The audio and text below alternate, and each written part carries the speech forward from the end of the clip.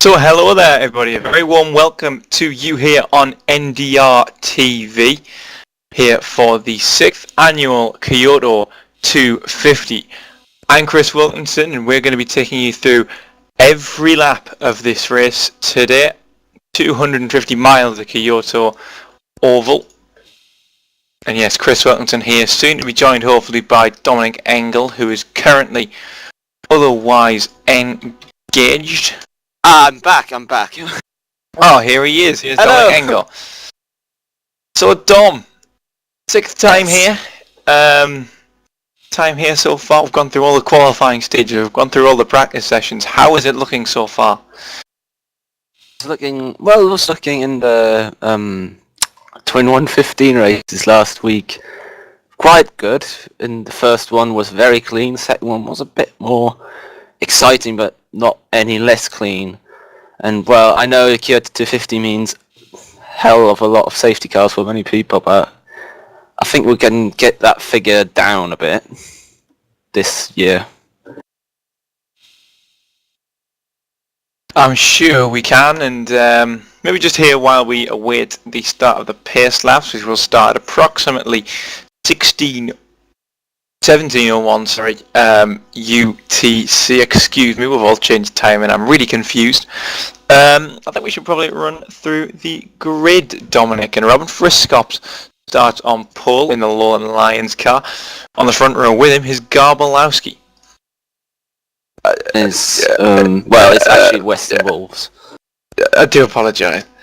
Then Krzyzewski. I honestly don't want to know. Krusnovsky starts the front row as well.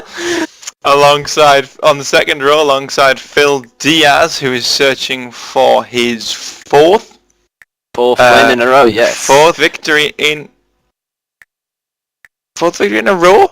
Yes. I don't think it's in a row. He won 09, 10, and 11. So. Well, we're already ready. There we are. Phil Diaz starts in 4th place. Matt Kingsbury with a good qualifying for LLM. He starts from 5th. Nico Pantola in 6th. Raymond Blauhoff, he could impress in 7th with Paskovic in 8th. Terho in 9th. Jan Laprovot starts 10th and Donalik in 11th. 12th is Nathan Lamoff. 13 is Pulinch, I think. Pulinch, okay. I've lost count now. So have I. Well, good. 14th is Laris Vatonis, 15th is Sir. Meek starts in 16th, Martin Kapal in 17th, Steven Martin in 18th, Holmberg in 19th, Norrocky in 20th, Krampus starts 21st, Ray Kingsbury starts in 22nd. And unfortunately we are actually now joining the circuit, which means my list has completely disappeared. And we can't see how much wind there is either. No, we can't. It is low wind today, from weather report in Daytona. Or is it in Japan? A place with an oval. A place with an oval. Well, there's several places across the world with ovals. But here we go for the 2012 Kyoto 250 as we get underway for the pace laps.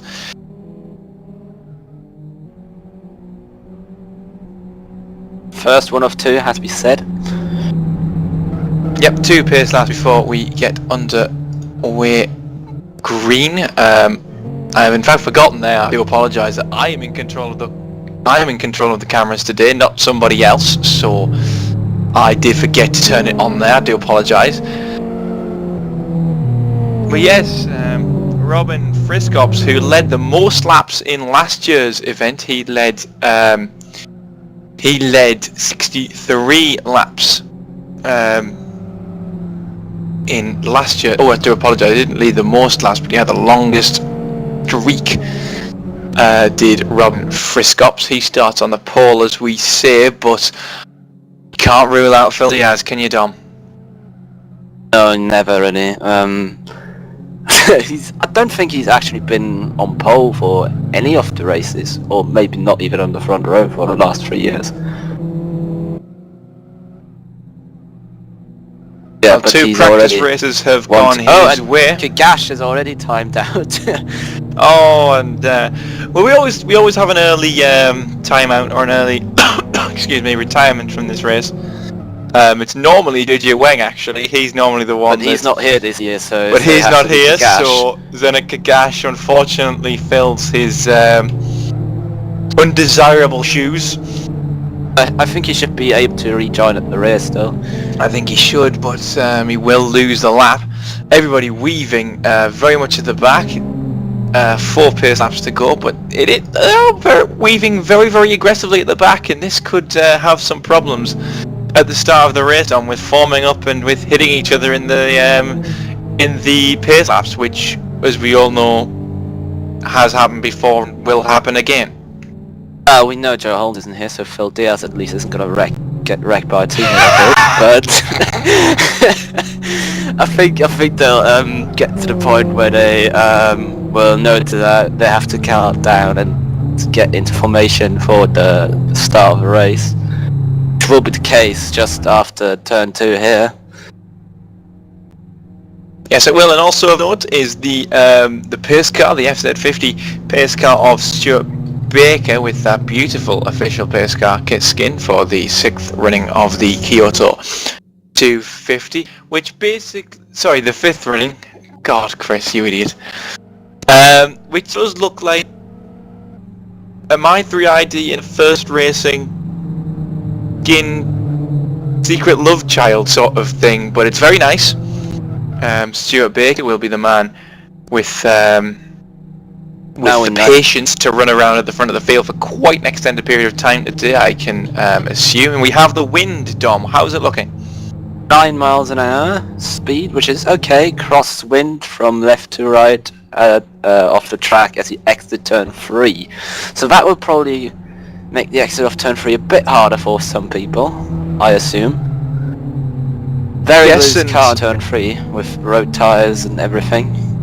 Yes, and turn 3 is a very, very difficult corner, a lot less banking than the other 2, Dom. It's 5 degrees less banking and it's the tightest turn off the 3, so I actually probably only turn on this oval, which is kind of like an IRL oval already. You will see people going side by side there, even having to brake and lift off. But the low line is really not the fastest there. Just probably. Yeah, but there's also a very, very major bump in the middle of the corner, right on the apex, isn't there? So that also dispels people from going around the outside. Zenek Kagash going very, very fast to try and get back around to his grid position. He said the fastest lap of the race so far at a 109.65 without even going green yet. It's remarkable. Absolutely remarkable. I don't think it's remarkable to go faster than everyone else if everyone else is behind the safety car. Well, it's nice to see somebody putting in some quick laps under the safety car, Dom. That's what I have to say. That's what usually get told off for IRL. Yes, very much so. The man whose name is literally the most difficult in the world to pronounce. So I'm going to call him by his first name of... I can't even say that. Piotrek, like they do in the football. So Piotrek starts in 3rd place, and he's the highest car with the rookie stripes on the back, Dom, and that's a very noble effort for a rookie. And also the highest mouse user at the same time. Yeah, I've always wondered how anybody can physically use a mouse. I don't want to be a mouse driver right now because I've got a cold, and if I sneeze on a straight I'm going to spit off into one of the walls. So yeah, that's a pretty good F from him. Also done pretty well in practice races. I think he's even won one? I'm not sure at the moment. Yep, and now as we have 2 laps, just under 2 laps to go until that green flag flies, we are going to double up. Well, had a spun actually. spin. Oh no, that's Yeah, so it's third place, man. And ooh, Mick's also backwards with quite Oh yes, Mick. a big cosmetical damage. Yeah, Mick for Race Sim Radicals, but yeah, so something's happened there under the pace car. We're not sure what, but those two won't be able.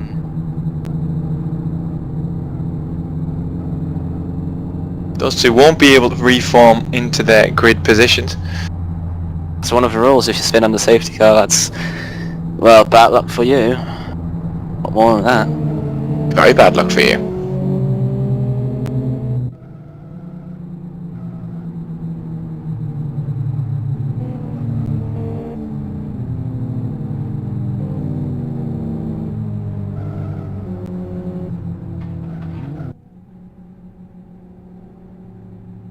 We come around turn 3 from a very far rearward shot on LFS cameras, at least, which almost made my LFS crash.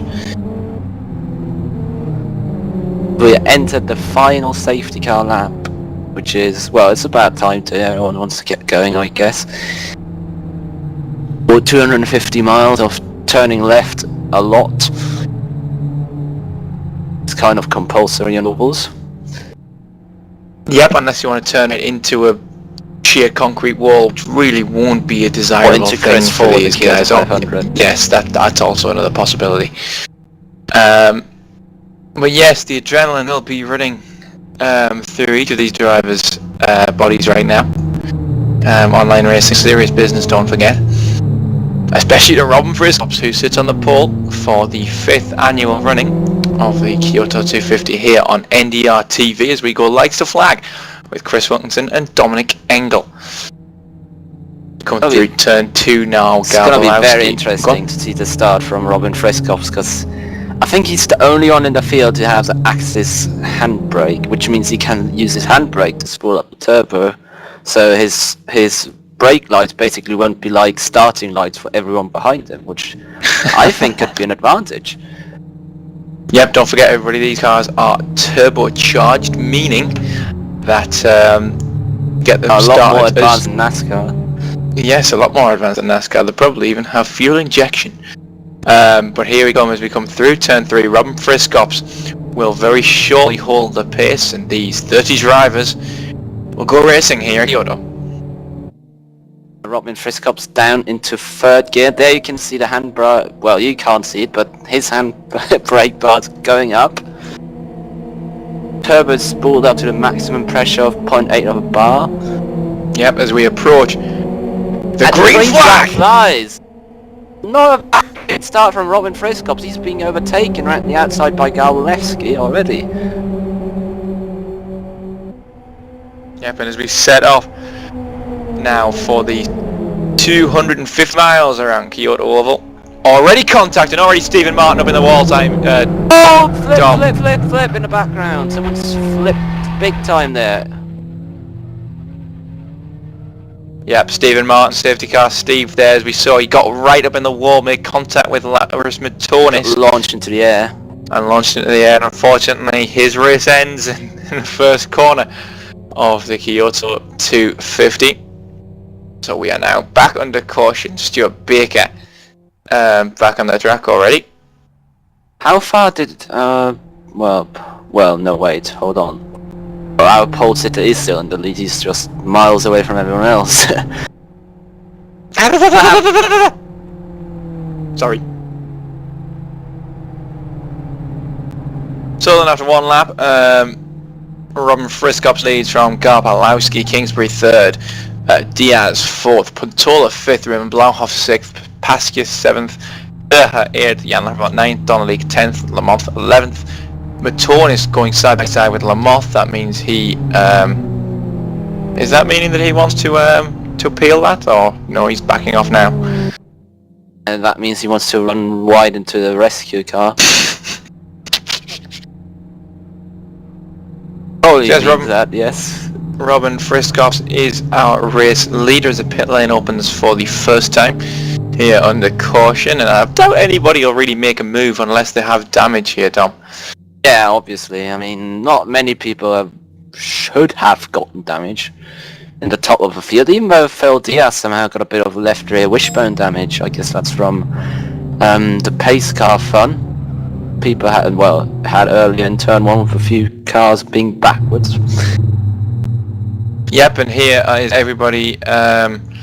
If I remember, is everyone using the wrong pit entry? I was just about to say, if I remember rightly from my days of doing this previously, and of previous years this race has been run, you're supposed to enter the pit lane after the exit at of this turn point.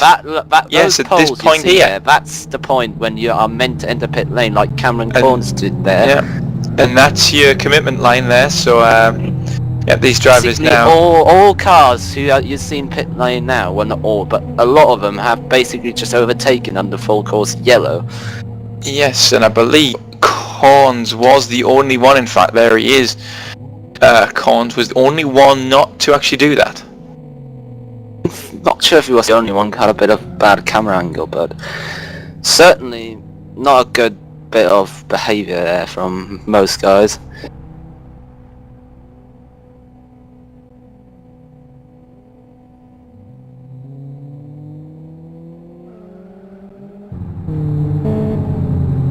So according to race control, to our man in the sky, Theodore Falkenberg, they will only be penalised if they did in fact overtake somebody.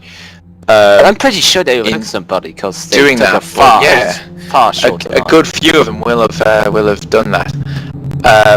Also, Dom, if we look back to Paskis here, I do apologise if I'm saying your name wrong, but it's very, very, very. I think it's Pashchik, actually. Pashchik, okay. Using his mouse to his advantage here, and using the mouse to his advantage, and I think we remember Ori Mortensen, or Ori, his surname changed all the time. Ori will do, and he used the mouse to amazing effect to heat up his front tyres during safety car periods, and he seems to have taken this as well, Dom. And is this positive for him? Is this going to work? Yeah, for now it's probably going to give him an advantage in the first 2 maximum 3 laps after the restart, if you can keep the temperatures as they are now. Later on you probably want to be, after a few laps of green flag, you want to be trying to cool down your front right, since that gets a lot of stress for turn 3, especially running in someone's draft.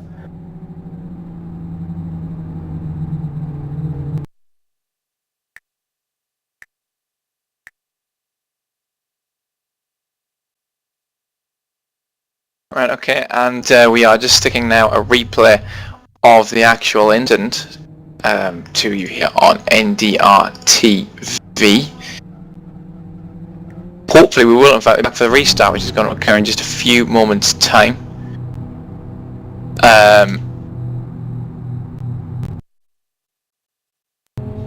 Robin Friskos will have the pace and lead them away from Garbalowski, Kingsby, Diaz and the rest of the field. Stuart Baker will soon pull in, as you can see here, the replay of the incident. Someone came in there miles faster than everyone else and just braked. It's very strange. And as you all probably saw on the stream just a moment ago, a little bit of contact with Laris Matonis. And so, disaster for Steve Martin in his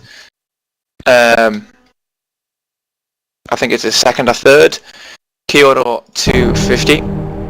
Be a third, I think. Probably will be. But he was just a pure passenger. There was nothing he could do after, well, just being spun. Just had to wait for what's going to happen.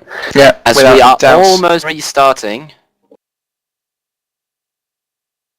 Yes, we are. Robin Friskov using his handbrake. We are again trying to spool that turbo. The turbo is spooled, and away he goes. Green flag flies. Much better start this time. Much better start.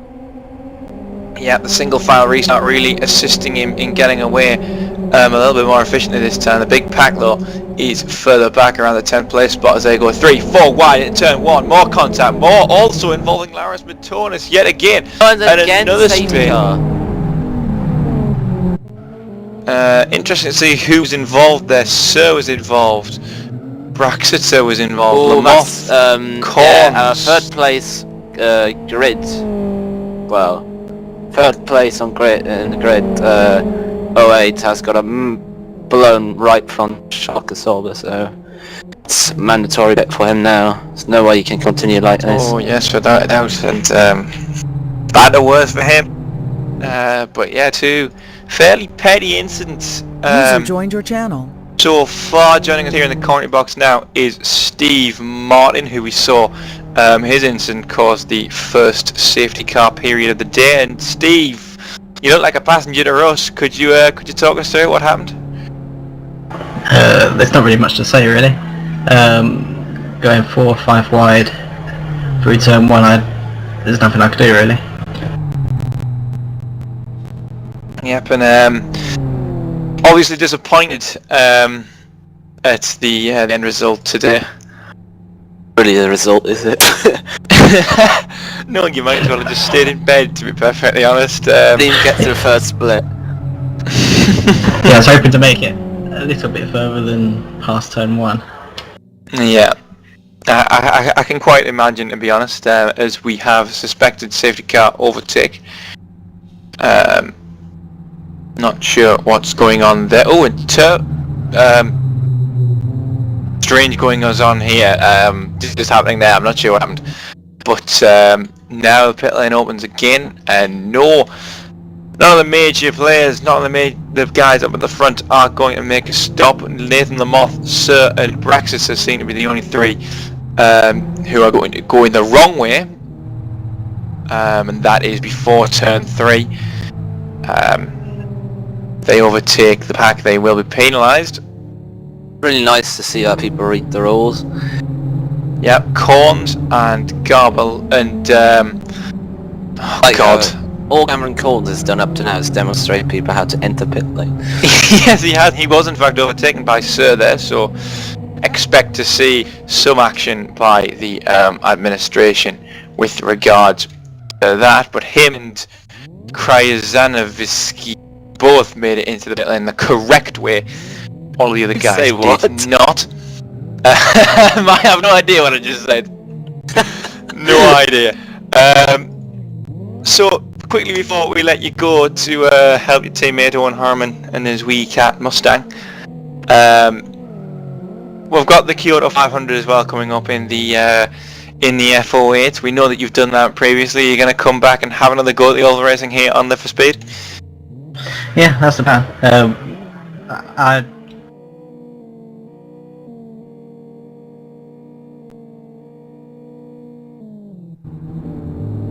Go on, Steve.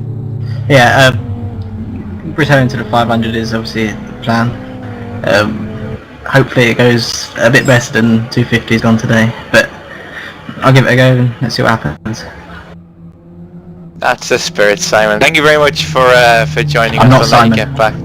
You're not Simon? Oh God, Chris! You're Steve! You are Steve! Oh my We're God! on lap 7, everyone. It's gonna get worse. Yes, we are on lap 7. This is not going well for me at all so far. Also, yeah, message from race control. There you go. Anyone who now, repeat offenders of, basically entering the pits before turn 3 will risk a disqualification.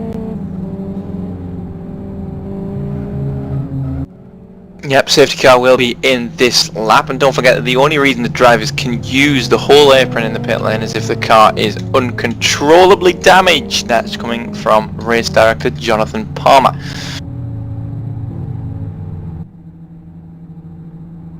Not too sure he's very Oh, we've got a happy with- spinner! We've got a spinner and it's Corns! Corns spinning under...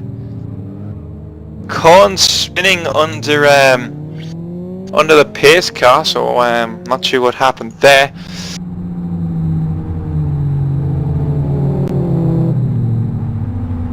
Took his car for a spin, didn't he? Wow, that joke's so bad. That was a even really, hurts me. really bad joke, Dominic. Really bad. I am sitting here in tears at the scale of that abysmal joke. So, Robin Frisco's Willie, Garbalowski, Kingsbury, Diaz, Pantola, Blauhoff, Paskus, Lapravot, Donnelly, Terhab, Matonis, Pulins, Kapal, Homburg, Rotzenbarger, Corony, Owen Harmon, David Junn, Norrocky, Gash, Kingsbury, Krampus, Meek, Barbokwich, Braxator, Turlemoff and Corns away. That is your running order as we speak. Timo Evening also joining us here as one of the administration staff. I know he probably would have raced this were it not for a broken wrist or ankle. I can't remember which one it is, so we wish him all the best. All the best. 4 months. Well, you know. So Robin Briscops has the green light. He is away. Much better start from Garbalowski and Kingsbury this time, though, Dom. Yeah, clearly. Be interesting to see if Phil Diaz is trying to get to his teammate, well, which is probably his goal for now, at least. Certainly should be a much bigger start. This side. Excuse me. Oh, Matt Kingsbury getting very, very sideways there through turn 2. And he loses an absolute massive run. Half the field just go flying past. He squeezed in between Pascas and Laprevot, and well done to him to be able to back out of that quickly. More contact with Terho. He's really in a bad place now. Terho and Poulin's coming together.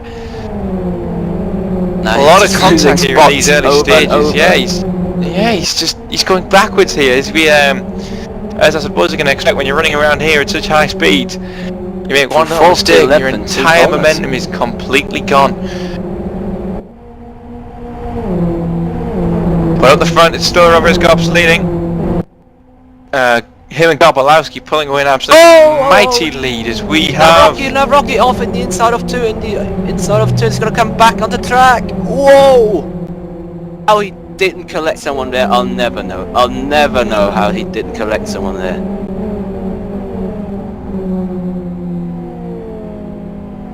Could have had another caution, like if he just had come back on the track 10 meters earlier. Major drama here in the early stages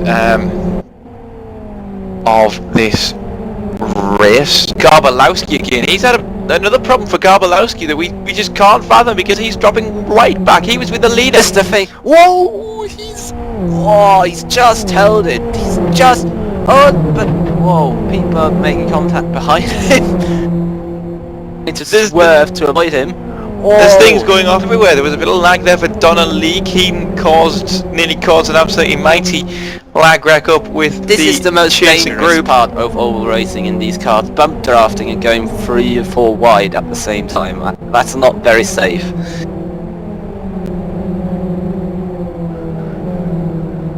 Just Garbalewski got completely caught out there. Just got out of his rhythm for 1 corner and dropped. Oh, got a spinner for Meek. Meek spins. But luckily, almost at the back of the field, so stay green for now. Yeah, keep it green.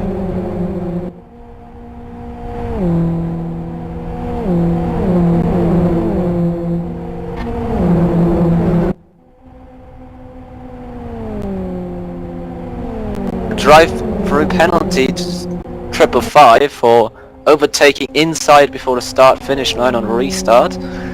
Yeah, that was kind of expected after... Just at an extra info, you have to serve penalties under green flag. Cannot... Correct! Oh, Garbalowski comes together! Garbalowski came together with a few cars there and managed to hold it. Great save from Garbalowski. He's going even further back now. 19th, 20th. The right rear tyre's telling stories already. It's very red. Look at the way he's just dropped from top smoke! Oh.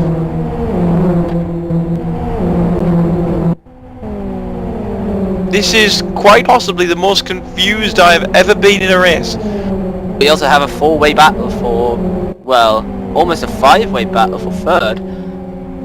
Oh, there's a big lag spike. Big lag spike for somebody. It's Zeneca Gash lagging very, very heavily. We'll stay with the cars around him, but this is going to be a very, very difficult situation for the drivers he's having to race closely with, Dom. Yeah, clearly you cannot predict the car that is lagging. You just have to, well, basically there's always a surprise effect to it.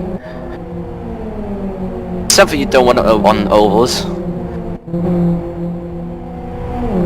Very true. As we look at Lars Bratonis, he's the closest man to him in that very, very pink, very, very emasculine XRT that Lars Bratonis is pedaling around today. Terho and Rotzenberger also going at it.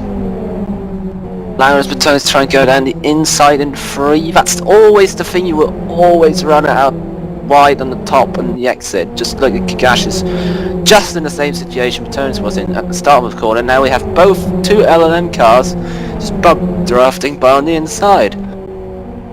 Yep, and through they go fairly straightforwardly. You can see there, look, how much difference in speed that these guys can be able to manufacture. Bratonis is going to try and make it a freeway. No, he's just trying to go for the overtake. I'm not sure that's the cleverest way to do it at the moment. There's still so much time left, so many laps to go.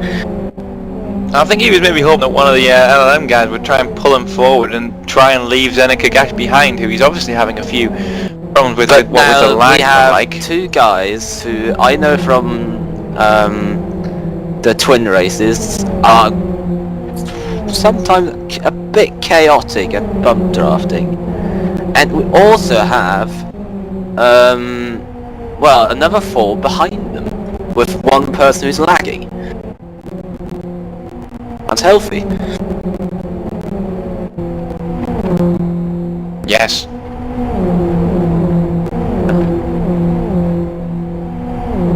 So just received a stop-go penalty, which has been, well, made into a stop-go penalty because he failed to serve his drive-through in time.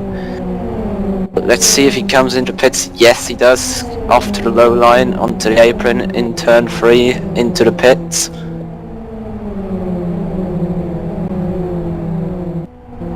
It's another case of people not reading the rules, as well as it is the case so often. Actually, it's always not nice. Go!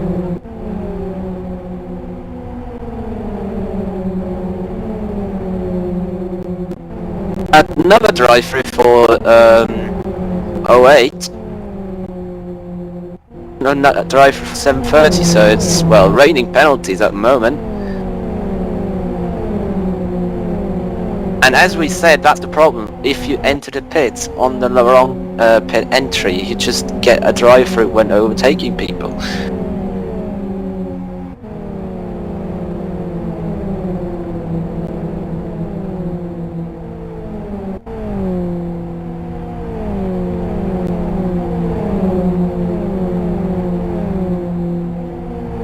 Meanwhile at the front, even Robin Frisco is on his own, he's getting away quite nicely already. Didn't expect to see that, if I'm honest.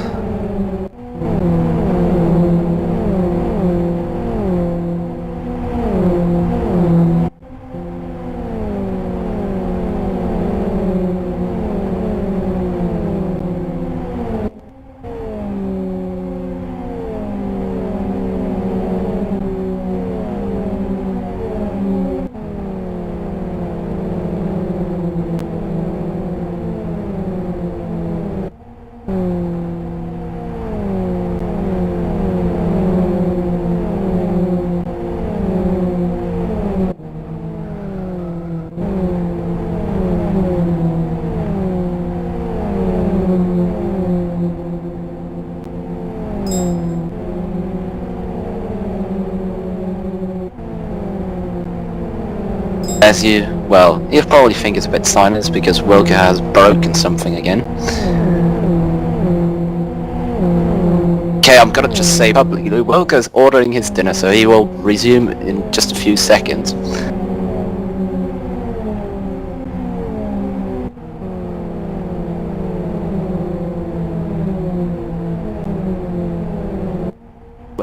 All people with penalties have, well, cleverly decided to go and serve them already, and not have them upgraded to the stop-go, which is always nice to see. Spreading out a bit at the moment, but in the well, top 5 at least, rather spread out. You have the kind of bump draft in 5th place with Donalik and Raymond Blauhoff, 23 and 58. To catch up Pashchik in 4th.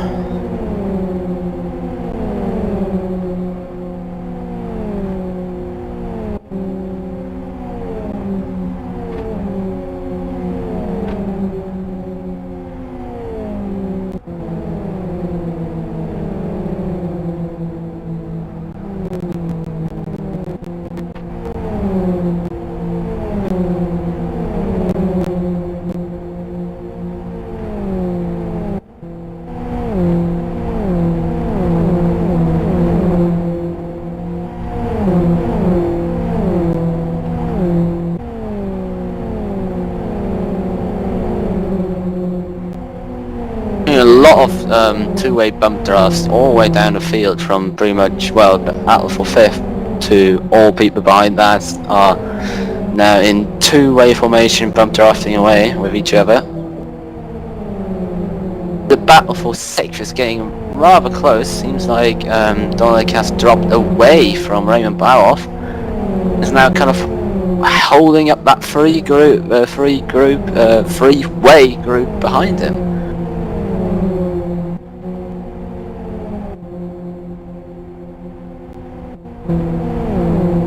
We're very interested between Donalik, Rotzenbach, Kingsbury and Jan Laprovot in that group from 7th place, which is 6th place actually, on down to 9th. Trumpish in the pits under green flag. Wonder what's happened to him. Usually wouldn't he want to stop under green flag. Must have been for damage, because he's not changed tyres.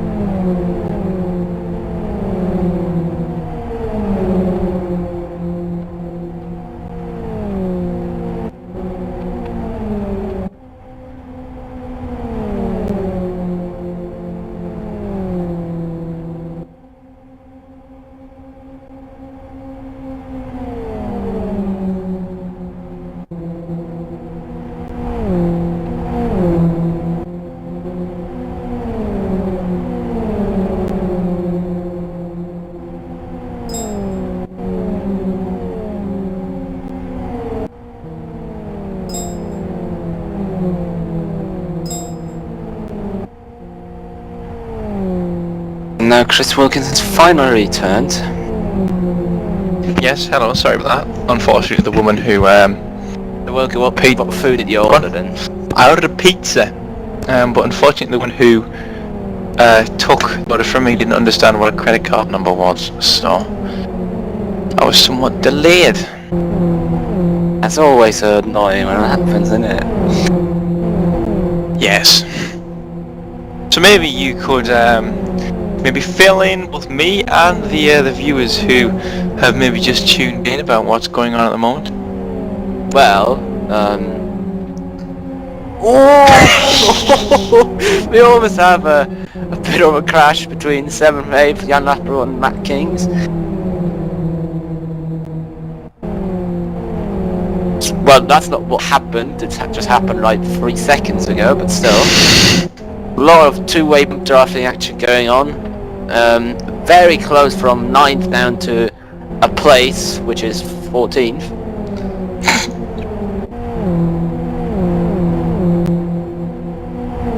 Donald's been kind of going backwards a bit in the last few laps. He was up in 6th once. He's now down into well outside the top 10. Ooh, and Kapal gets loose into Donnelly. Oh, whoa.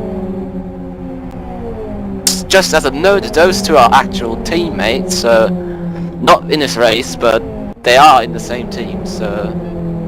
Oh, tensions will soon be running high. And a lot of honking from Donnelly.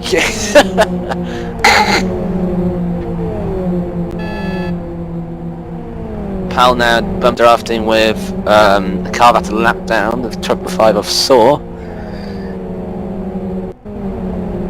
Very bounty in turn 1, you can really see how many people run very stiff setups on these cars. To want the release bound of body roll to keep the speed in the corners up. Yeah, but do you think there's any real unique wage settings? I don't think I'm the right person to ask. We don't have Nolan Scott here or Phil, so probably not gonna find out until the end of the race if Phil's in the commentary box for his 10 millionth and 4th victory in the Kyoto 250. Anyone remembers his great interview? I think last year in 2010. I'm not sure anymore. I think it was 2010 actually that year that he told everyone else that they were stupid and that's why he won. Yeah, that was 2010. Yeah, that's something you shouldn't do. It's just harsh. Well, not if you want the respect from your colleagues, but that's okay. Because I guess it was okay for him because he had that rapid escape to the world of iRacing. Don't forget. There's quite a lot of people actually. Well, what am I saying? I'm actually lying. Really. It's only really Phil Diaz who's a regular iRacing driver. I'm not sure about Robin Friscops does, as he being his teammate. I have no idea what Robin Friscops does, as a matter of fact. I know what he does now, and that's leading easily on his own. Yes, clever. I suppose his current form in that he's these guys are all relatively alone. You know, they've got a good been big spreading gap. out quite a lot. They have, and doing that seems to be the most efficient way to go real fast. And I don't know whether I guess mostly I think Friscops and Diaz could go way faster if they were together. Well, I was going to say, is this not showing us away from each other? Yeah, is this not showing us that everybody else isn't very good at bump drafting? I think the answer is probably yes. As, we'll take a rundown of the current standings here at the 30 lap mark of 135. Robin Friscott leads by 2 seconds to Nico Pintola. Phil Diaz is third with Rotzenbarger in 4th and Raymond Blauhoff in 5th. He's being pushed by Pascas in 6th. Jan Lappevot and Matt Kingsbury are 7th, 6th and 7th. No, sorry, 7th and 8th. 9th and 10th is Lamotte and Ray Kingsbury. They're fighting their way back through the field after an early pit stop. Meanwhile, I've forgotten that I'm actually in control of the cameras again. Zeneca Gash is 12th. Capel is 13th, Donnelly 14th, David Junton 15th, Holmberg in 16th. Owen Harm sits in 18th with Poulins in 19th, pushing Meek in 20th. I mean the other way around. Lars Mitsotis is 21st, 22nd is Garbalowski's. Corns is 23rd, now Rocky in 24th. Pio Trek in 25th. Braxeter in 26th, 27th is Barbovich, Sir in 28th, 29th is Krompos, and the 30th place occupied by the man who unfortunately is no longer with us, Steve Martin. I think 93 just spun coming out of 1 somehow. I was very, very red. That's what she said. Not sure that's what she said. Currently battling mostly here around the 7th place mark. Matt Kingsbury and Jan Lappevot being closed down very quickly by Lamotte and Kingsbury, with Pascas, who's actually left Raymond Blauhoff a little bit for dead here, Tom. And Raim's going to struggle to catch these guys up, isn't he? Yeah, obviously, but I don't think that a freeway fight, what these guys are doing here at the moment, is going to help them, because look at two LOM cars have to take the low line turn 3 now, which loses them huge. Look at that gap up right around the outside. They're not going to try and freeway bump draft into turn 1. That could be very, very bad for pretty much everyone. They're not for now. Oh, Pasich taking very close to them off.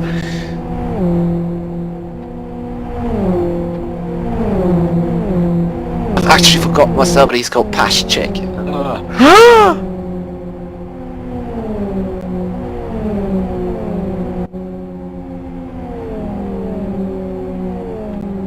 He's lifting off on the straight. Actually, he doesn't want to have to go down the inside and free. He just doesn't. Well, no one wants to really. Those top 2 lines. Well, the third one really mainly is the line you want to be in this car. Ray Kingsbury and Nathan Lamoth are looking very unsettled there. It's very unsettled. They're just the 97 has to actually lift off on the straights and still keeps with them easily. So their bump drafting is not very effective. The bump drafting of Rob Friscops and Phil Diaz, though, would be super effective if they could make it work. But those two just not being able to get anywhere near each other. Rob Friscops, as you can see here, is our leader by a comfortable margin over Nico Pintor as he starts to encounter traffic, in fact, Robin Friscops.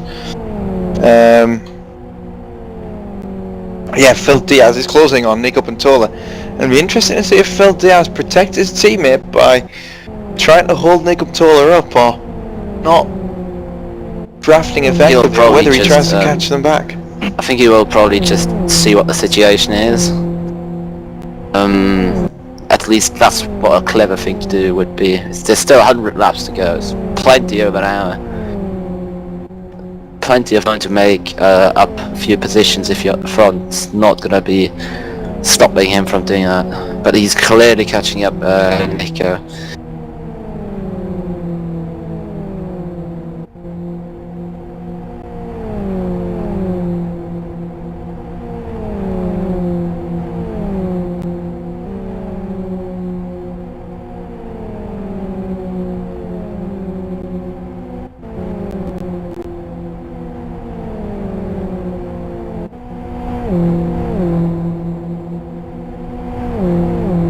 Really nice to see that we've been green for some laps. Some laps, that's precise. The longest, in fact, that race ever gone green. Last year was green for the first half of it. The longest green flag run ever was 79 laps. That was last year. In 2011. That's actually more than half, but well. Well done, I don't think anyone didn't know that.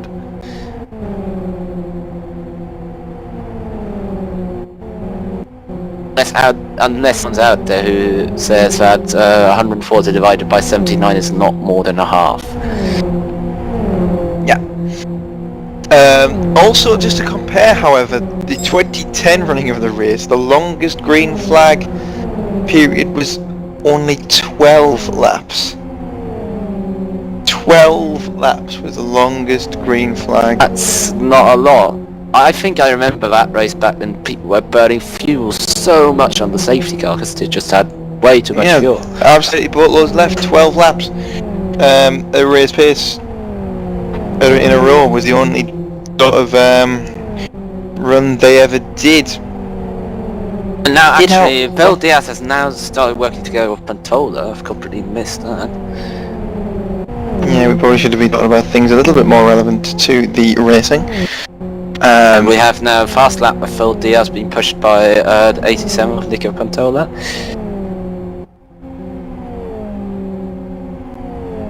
Phil Diaz here, basically, what he's doing, I think, here is giving Nico Pantola the power to push Phil Diaz and to dictate the pace that they go at, rather than having Phil push Nico all the way up to a fairly risky position around his teammate up in the lead. He's letting Nico Pantola do the bit of a work. lag hit. Feature, you will see a lot of bent front and rear bumpers in this race. From few lags while bump drafting happens. It's online sim racing, everyone, don't forget that. Yes.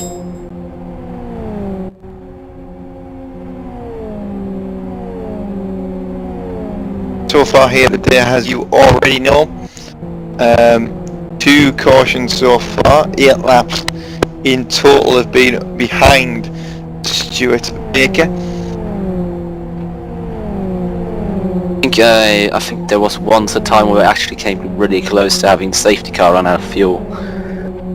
Which is, well, at the moment it doesn't look like it's going to repeat itself, which is nice.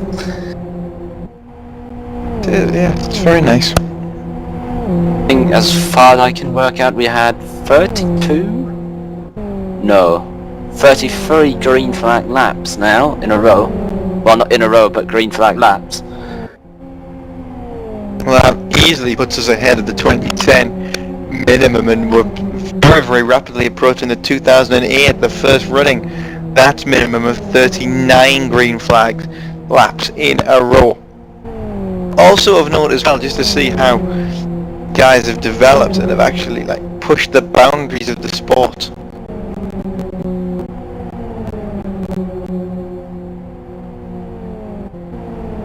The fastest race lap is a 48.06. That's dropped to a 47.55 last year, as we currently have a fast lap of 47.78 this year.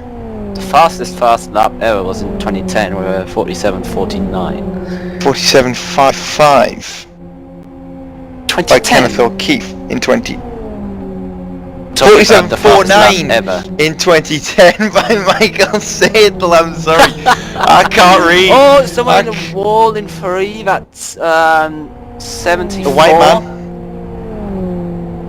It's a man in white. It's Raxter. I saw the thing. Zion car. Let's get Zion and Lublin mixed up somehow. I get all the teams mixed up these days. I'm an old man in the overall world of this.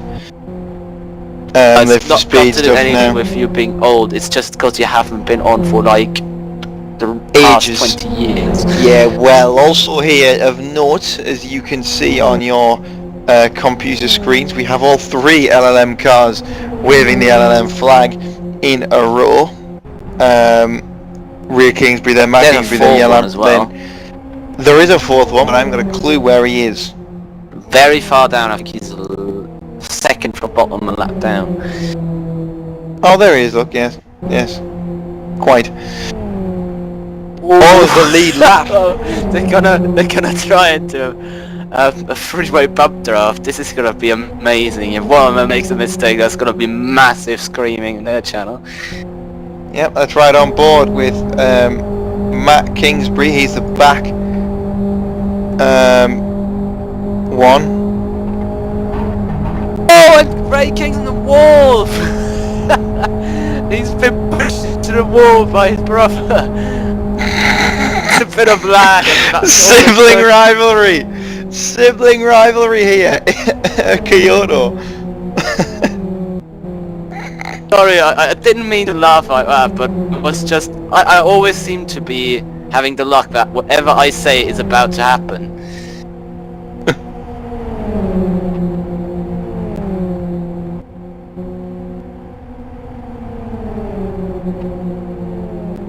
Now we have only well, we still have a 4-way fight for 4th, yes.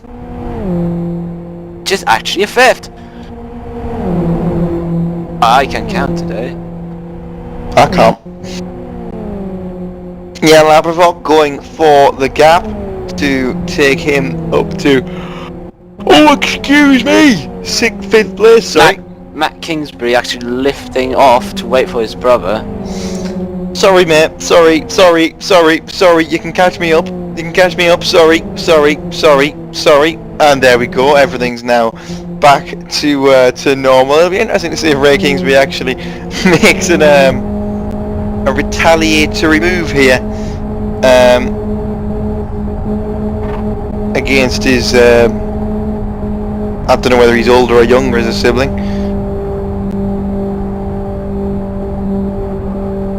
It's I don't even know. I'm not that friendly with them, to be 100% honest. I'm not aware of their ages. I don't know actually. I know how old I am. That's well enough for me each day. So that's not relevant at this stage, though, is it, Tom? no, it's not.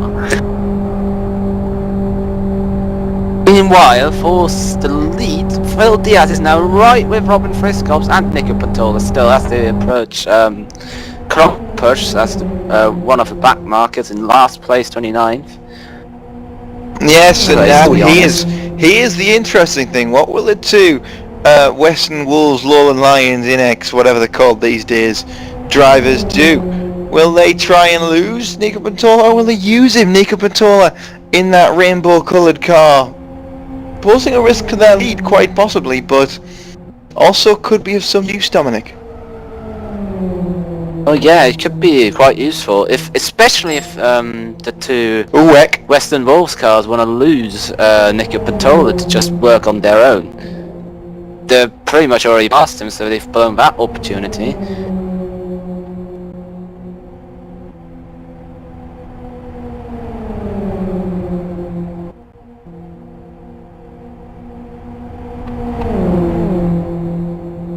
Also notable, Lars Matona's having some front tyre issues, Dom, and you're our technical expert here, because I haven't got a clue.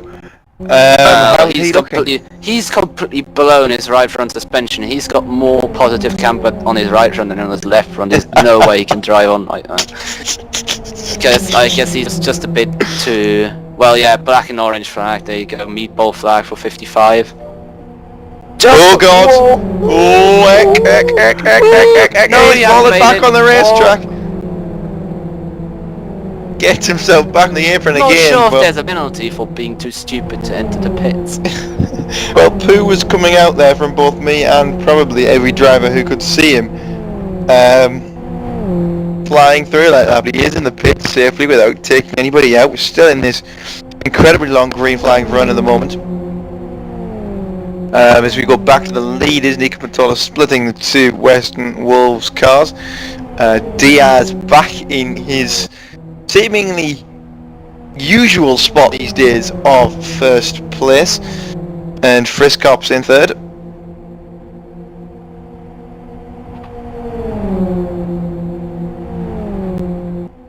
And now it's going to be about 0-3 for now, but I have to say Nico Patola has Robin Friscops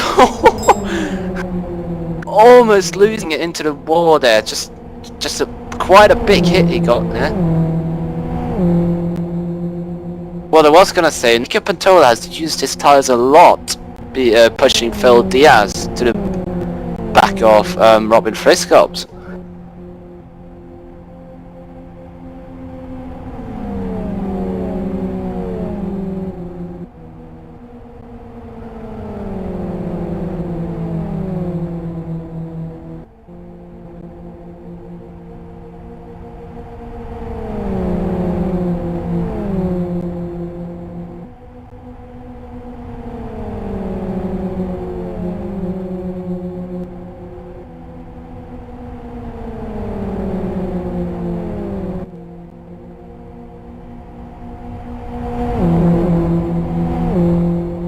It's almost obvious Phil Diaz wants to kind of slow down the group between him and Nico Patola a bit to make Robin Frisco's catch back up a bit, as he has done almost.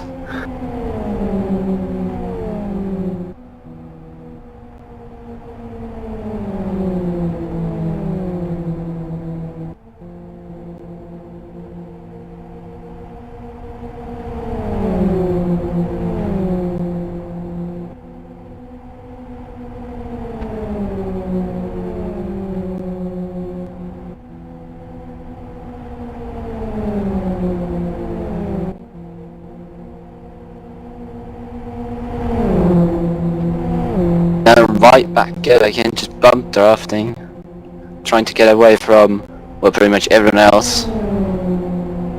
This is a very long green flag run already.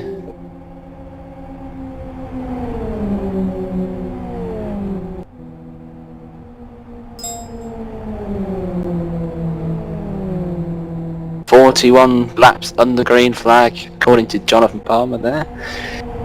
Good effort, looking at some of the past races. Guys are keeping it clean. But we had some very big moments from a few people, so don't completely count a caution out. It can happen.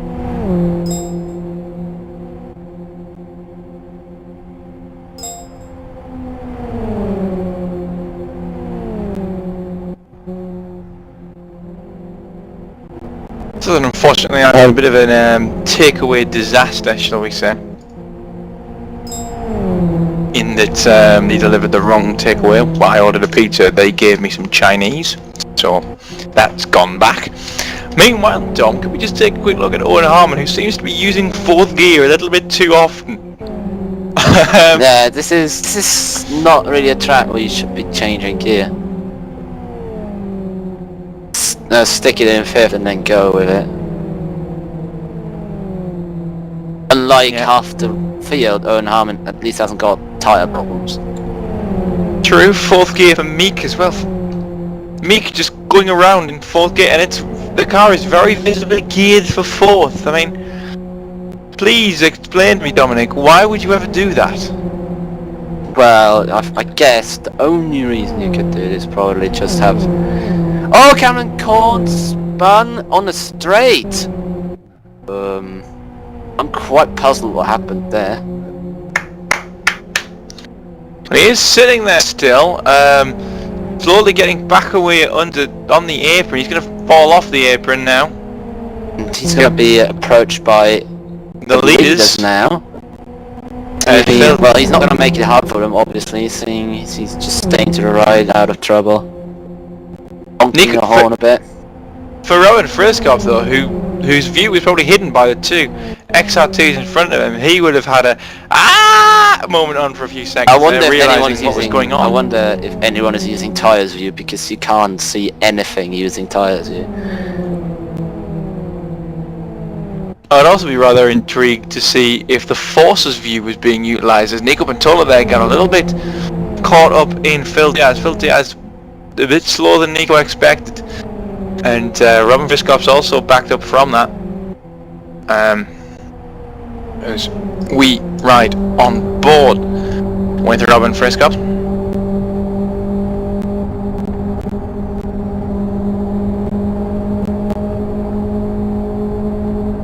That's the sort of view a driver's going to get at this place, Dom. A view of basically the cars that are wedged in front of him, and how do you judge what's coming up and what could potentially be in the way? What if somebody spins in front of you and you can't see, you know? How are the drivers able to avoid them? Oh, it's just... you gotta use the mini-map, you gotta look at, well, what you can see off the track if you're behind someone, and you always gotta also rely a bit on the person you're working with, obviously. But, you know, going these speeds, if something really happens very quickly, you probably don't really have a chance to completely avoid a crash or an incident or a wall hit or a hard braking maneuver into someone. That's pretty much a given. It's going to happen in pretty much every major oval race. That's what was so special about Ayrton Senna, that he had a mini-map. I'm sure he had. He always had an F9 menu, I bet. We had an F9 view, an F10, just to see how damaged his suspension was, and if he'd F11 to change his arbs and his brake balance, which is something these people actually don't have here. And of course, instead of just radioing Ron Dennis like everyone else would, he just pressed F12 and selected what sort of fuel load he wanted, and if he wanted any suspension changes in the wing angle settings done in the pit stop, and just did it like that. obviously that's the best way you can do it. 10 laps away from the halfway point though. Here, Kyoto for the annual running of the Kyoto 250.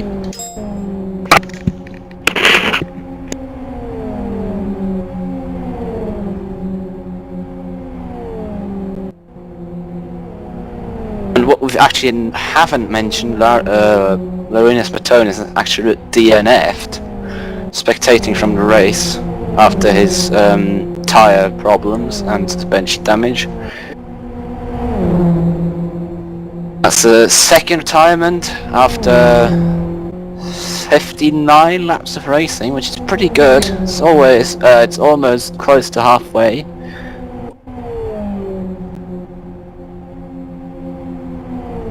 Always going to get some kind of attrition rate on tracks like these.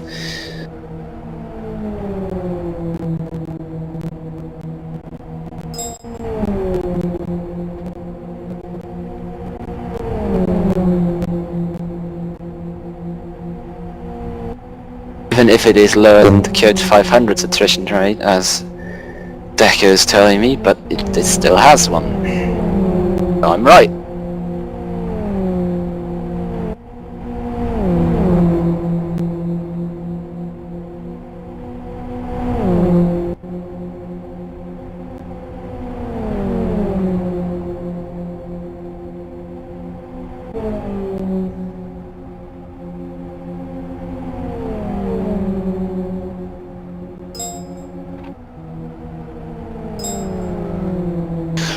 Also of note, the terrible threesome of LLM drivers seem to be catching up some traffic, Dom. Yeah, they're definitely hitting some traffic now, which will make it even more interesting. Let's hope they don't shove each other into a wall again. Even the 121 of Babovic. Ooh, that was a bit close for comfort. Quite a bit of honking there from Nathan Lamoff, obviously not happy with being almost squeezed into the inside wall on the kink on the front stretch.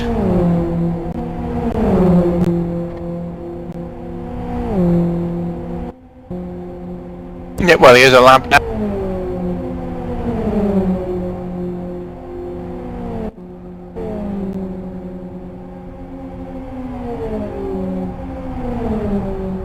There's my headset break. Here's a lap down contact there with the last of them, with the Matt Kingsbury. He's in the wall all the way around turn 3. It's Babovic. Yeah, it's well, turn 3 is just one of the corners where if you get a bit of contact, or you just, I don't know, get really caught out by that bump, that one and only bump on this whole track almost, only about 2 or 3, most of them are on straights. It can put you into the wall quite easily, or if you just have damage or bad tyres.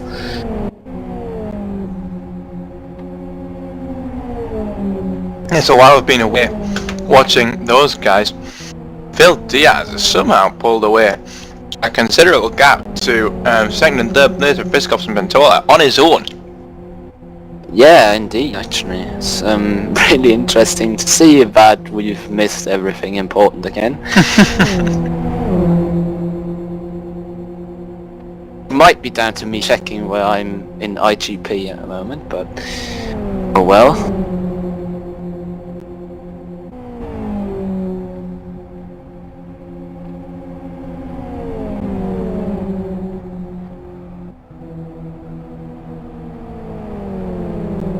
Yeah, well, Diaz is as experienced as anyone leading this race. He in fact has led the most laps of anybody in this race, well, 100 more than the second most laps led in history. I think that's also partly down to the fact that he's done all 5 Kyoto 250s. He has, and he's led lap in every single one. And I think he's finished on podium in every single one as well. Yep, 66 laps led in the first running, 62 in the second, 37 laps led in the 2010 affair, and only 10 laps in the 2011 one. Still went on to win that. I guess he just did his last green flag run magic and just tried to get himself up there with everyone else. Wonder actually how it feels to be Rotzenbacher in 4th, because he's been running on his own for like 50 laps now, yet he's not being caught. Yeah, probably be a little bit worried of petrol though, Dom. Perhaps. I guess, I'm pretty sure everyone who wants to win this really has underfueled his car for this. But now they shouldn't really worry for petrol yet. It's only, well, we're only on lap 69 of 140 in LFS, which is lap 65 of 135. Awesome maths there. Well, I do know one thing. Lap 72 is the halfway point of LFS. Kyoto has been dropped by Robin Friscoff, so now the two Western Wolves are exactly in the position they wanted to be in.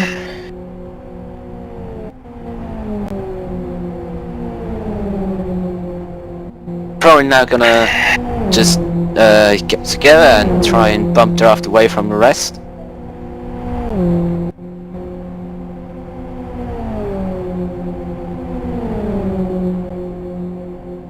So that would be a rather smart thing to do.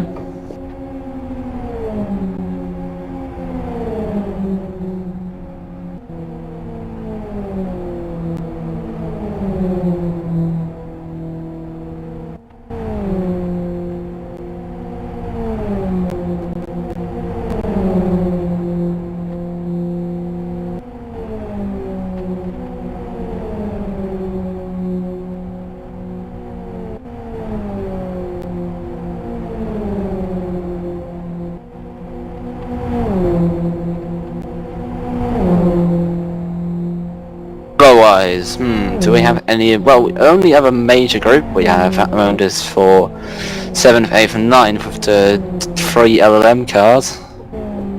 Kingsbury Brothers and Nathan Lamoth.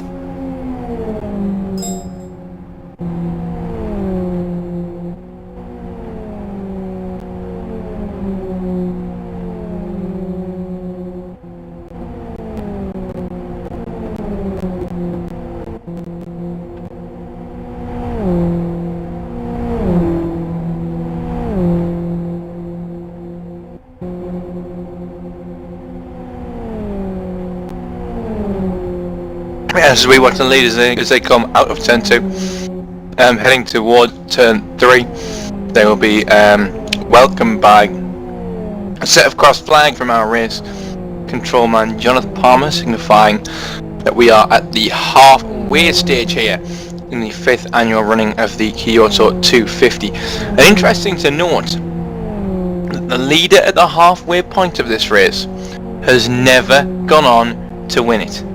In the past 4 years, the leader at the halfway point has never won the race. Phil Diaz needs to start breaking records if he wants to win this race, Dom.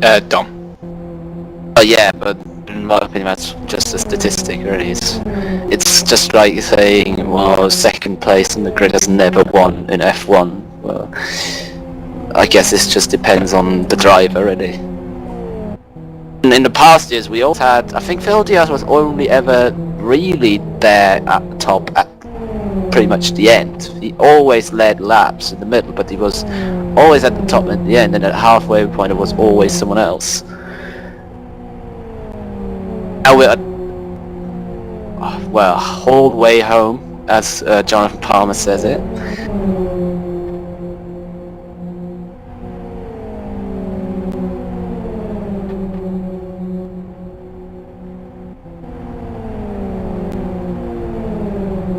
With 2 cautions at a half mark, that's pretty good, isn't it, Chris? Yes.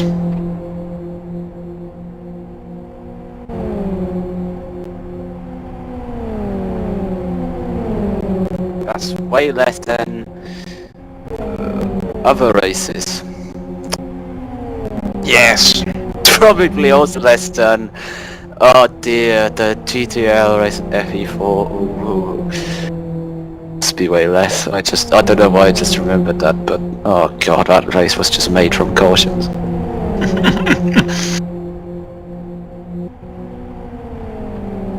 So then, cautious. as we now watch the LLM It's the threesome, toppings of Chris Wilkinson. we watch the LLM threesome. They are rather acceptably quickly catching up to Pascus and Laprevot. It took them quite some time to get back into the position they are after putting Ray Kings into the wall. They've managed it, and I'm not sure the bump drafting between 33 and 97 is that effective really. It's non-existent at the moment, actually. Well, at the moment it's non-existent, so that doesn't help as well. But on the past lap it didn't even make up a single tenth, or well, barely a hundredth to the guys in front, which I don't know if no, but that's not a lot on an oval. Not even on an oval, I mean.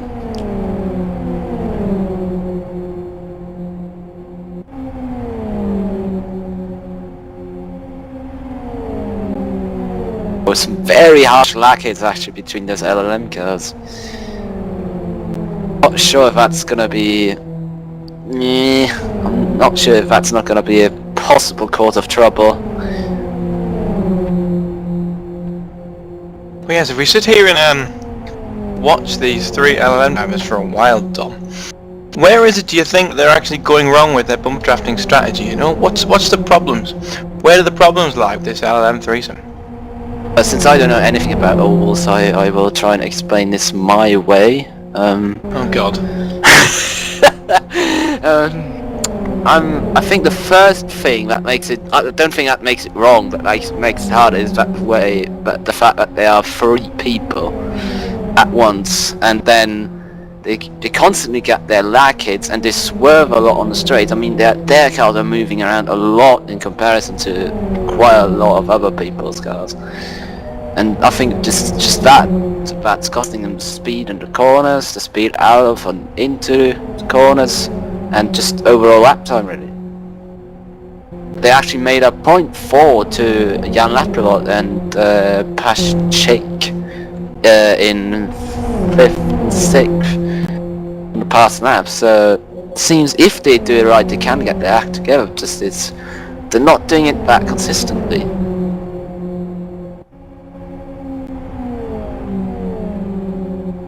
It does seem to be a little bit of an two's company, three's a crowd sort of dealio though, and also I've known there for a short amount of time.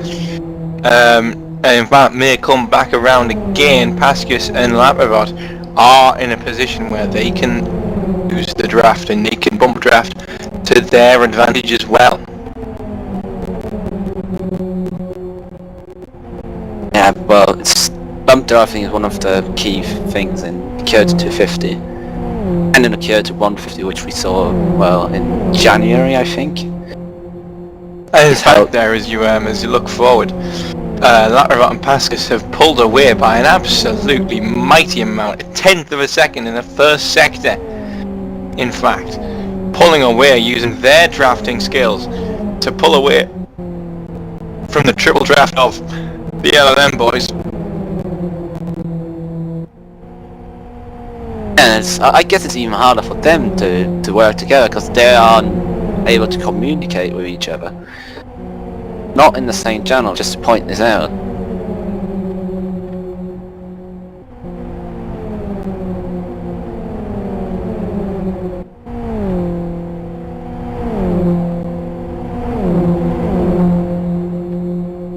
Matt Kingsbury now will be ruining the chance that he had to wipe his teammate out and remove him from the drafting equation so that he could have actually caught Jan Laprevot up here.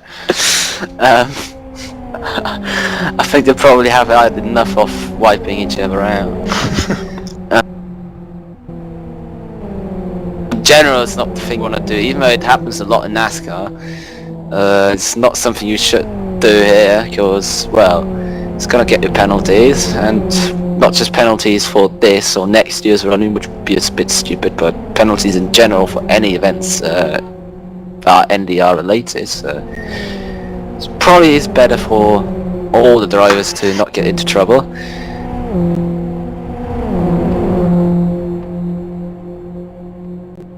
Yes, I'm sorry, I've got a mouthful of pizza.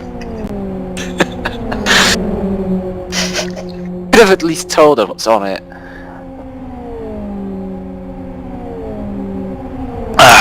Right, okay. It is very, very difficult to penalise and to justify penalties for one event races, if you know what I mean, for these standalone events, such as the 250 and the 500. But the way NDR is structured with several events and you're punishable, your punishments are movable and relevant to each other and affect you in your other events. They do a very, very good job of making these races mean something to everything else, as well as these three LLM boys have now caught this pact on. Yeah, and it's, well, apparently, but they're already way past, but we'll see whether they can keep being passed through the, well, next few laps. It'll be hard, especially because they're now 4 at once. Jan Lapper obviously just patiently waiting behind them. Maybe he's got a sense of impending doom.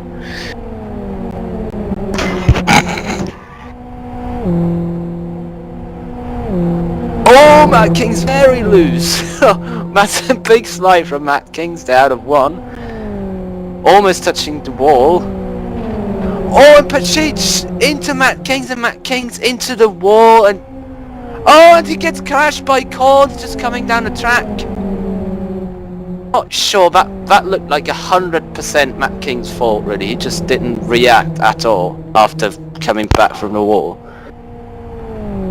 I'm not quite sure what he did there, really. Well, obviously, as you could see, we're now under safety car, getting third caution off the race. Pardon? Wilker's talking to various people in his house instead of commentating. Sorry. Just missed calls of the third caution of the race. Sorry. What was the cause of the third caution of the race? That's not right, that's the rescue car. Well, 97 dive bombed Matt King's. What was the cause, sorry? Whoa! Pasca's there, getting very, very close to the rear end of Ray Kingsbury. Yeah, well, he's the one who caused it initially. He went into the side of Matt Kingsbury and into turn 2, which made Kingsbury run wide into the wall, and he just never attempted to brake and came back into the track, collected cones, and it all went off into caution. Right, understandable. The first half of the race's average speed has been 123.696 miles an hour. Comparing that to previous races, that is in fact the fastest we've ever been. It's actually continues above 200 kph. Wow! Anyone who doesn't know what miles an hour are. If anybody doesn't know what miles an hour are, they're Muppets. There's going to be loads of viewers who turn off now because I've called them Muppets, isn't there? Oh, you've called people gay in 24-hour races as well. I'm not sure it's going to stop them.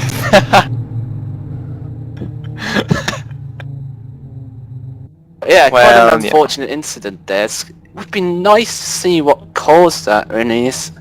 Pretty sure the race administration will investigate replays. Sorry.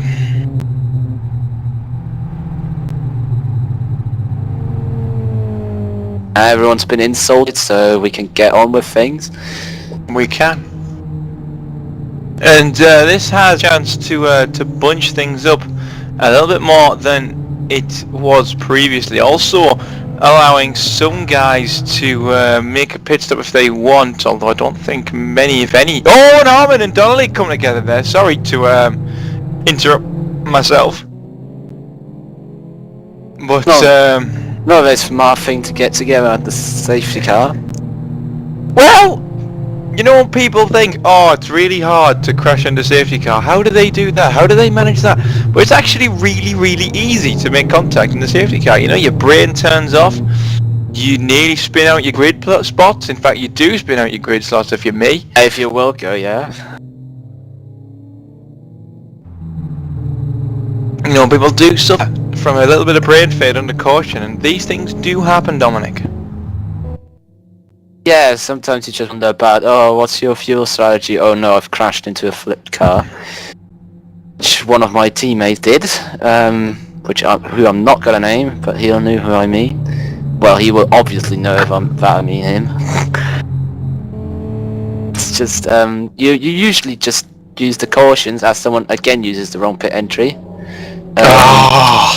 Yeah, you would think somebody's learned already. But no. Why would you learn? No.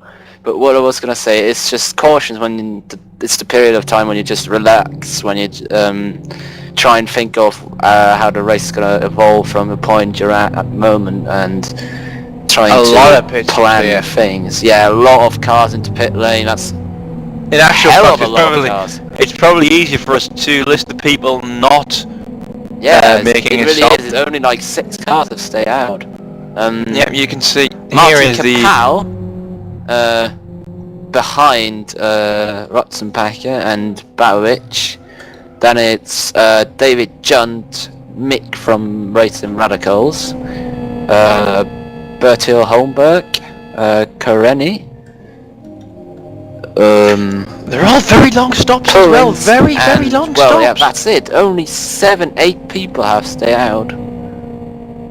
And Laprovot being the first one to rejoin, actually, so he's gained quite a. Well, he hasn't actually gained anything. He's lost. Toller is out. Blauhoff, Friskops, then Kingsbury, then Terho. Donnelly. Obviously. Where's Diaz? I'm not sure. Diaz still in the pit lane. Still just sitting there. He has. Not sure. Oh, and away he goes now. Wonder if he had some hardware problems, maybe. If he had to. That or his Western Wolves pit crew was very, very lazy. Oh, he was just sitting there. He wasn't doing anything the whole last 20 seconds at least. Yeah, so a very, very strange stop. That's going to put him right at the back now.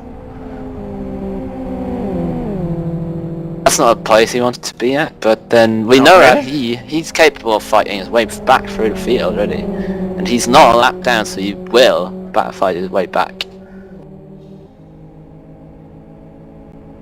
And our lucky dog is Cords. Bless him.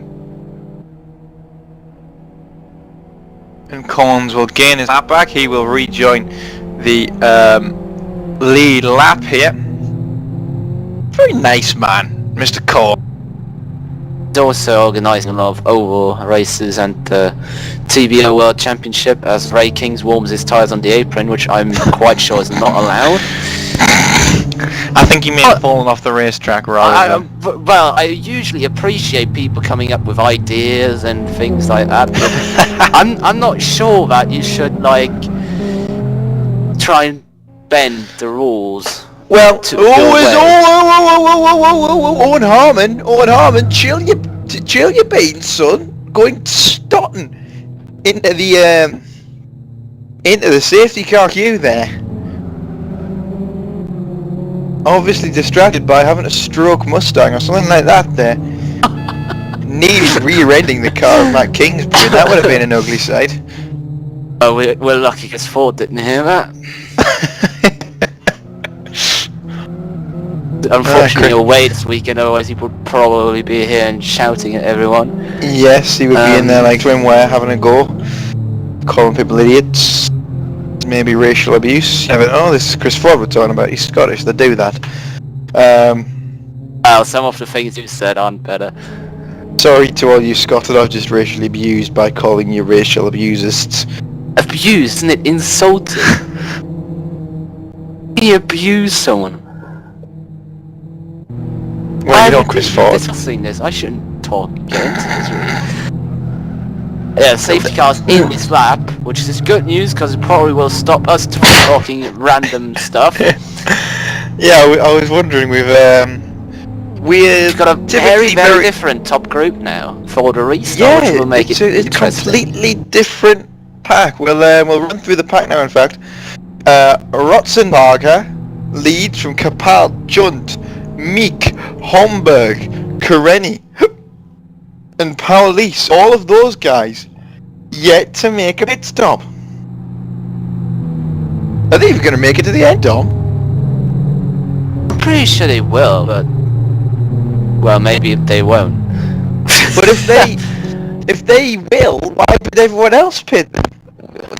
Well, I think we can do the whole. Well, you probably can do the whole race on one. Steve Martin proved just about one race. I think everyone, in fact, nearly did it, or did it, in fact, in the 2010 running. That was the one with only 12 green flag laps. But I think Steve Martin may have done it last year on one set of fuel and tyres. I can't remember, if I'm 100% honest. The guys who are a lap down get to hold the inside line and then unlap themselves if they can race their way onto the lead lap.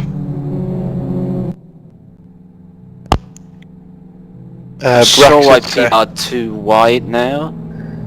This isn't double fire restart, is it? I've just said exactly what they are. They are.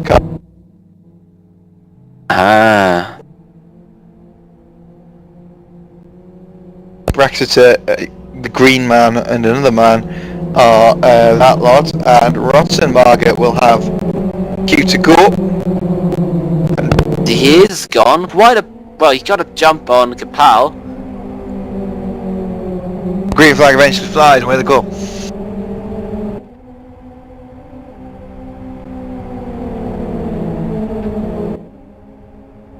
Kapal going into 5th gear and almost going backwards and doing that very long 5th gear he's got.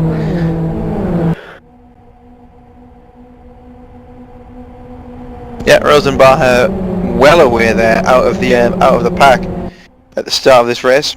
While behind that, Nicky Pantolis already started to make up spots after his pit stop with tyre change and his drift in turn 3. Right behind him is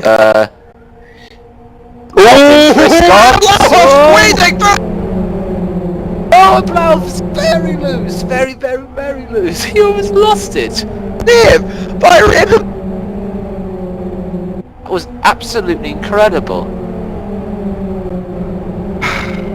Went from lock to lock in like no time. Great save, absolutely quality save. By rhythm.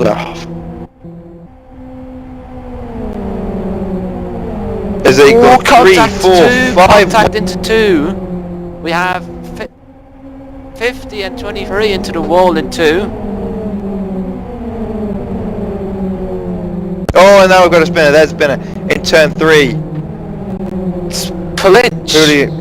Palic, yeah, I think that's Blauf almost gets turned around. Oh, and someone's almost spinning. Oh, wow, and my voice is gone. Donnelly almost spun into the pit wall. It's amazing. It's just everyone's going absolutely mental now.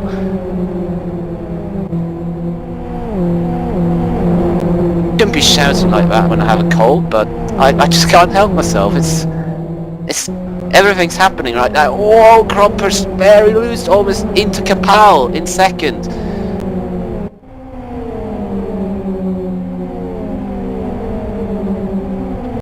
Could have been very nasty, but right behind them there's even more action, especially for the top spots outside the top 10 with cars going 3, 4 wide everywhere.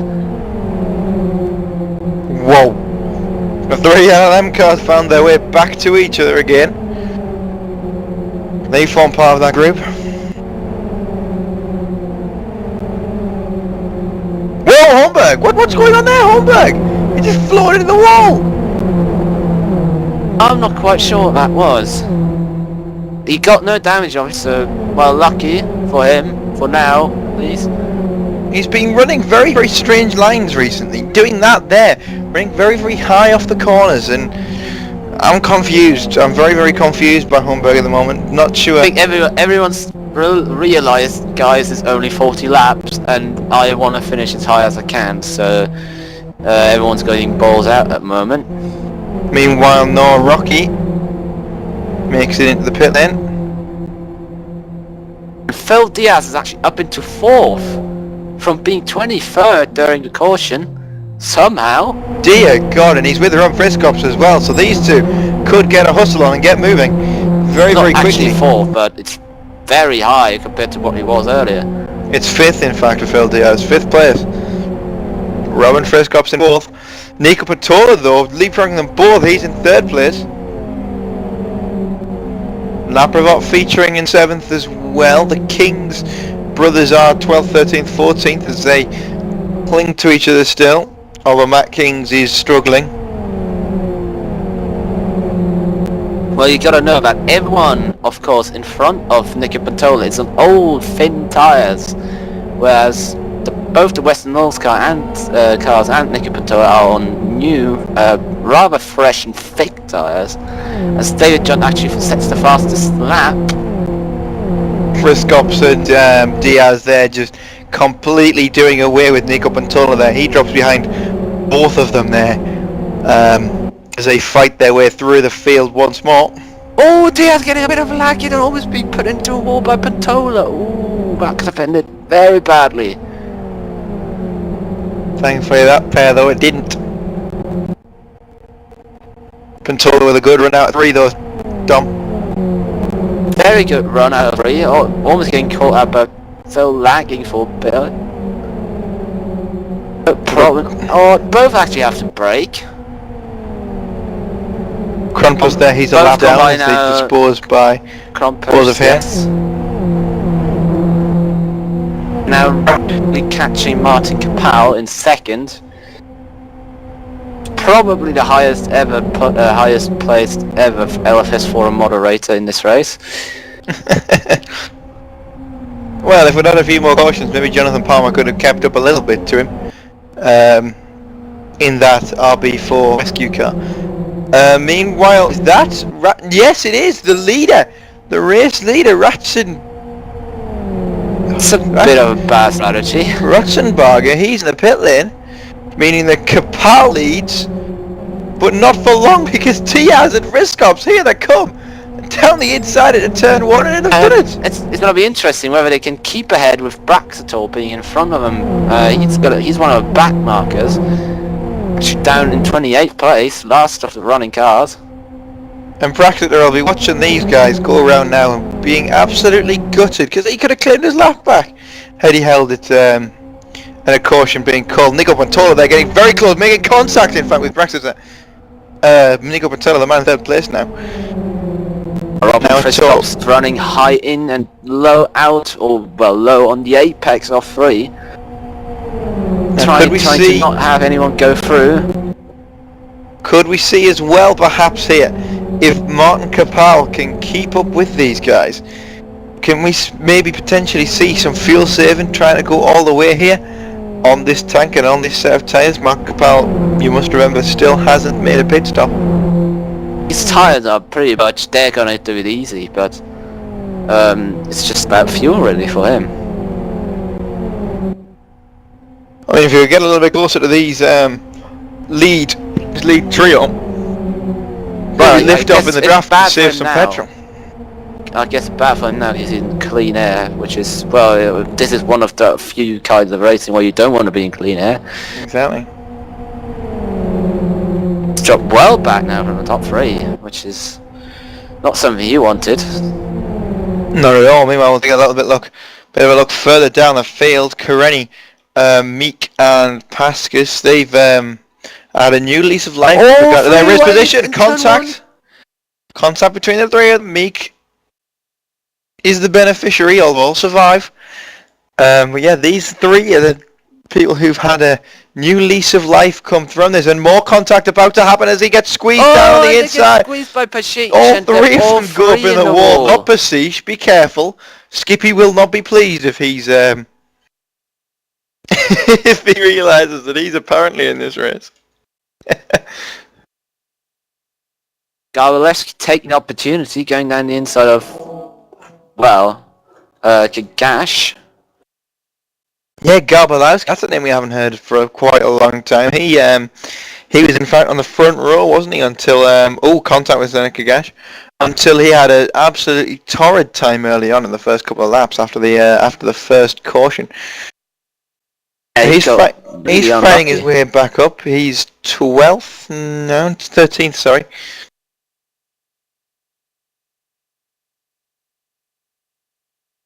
Oh, spinner! We've got a spinner behind him! It's Pascas! And surely, no, that will not bring out a caution. That's a shock. In fact, looking by... held it. He held it incredibly well, judging by the stream. Loads of time. Trying to stop me from saying a word that I'm not meant to say.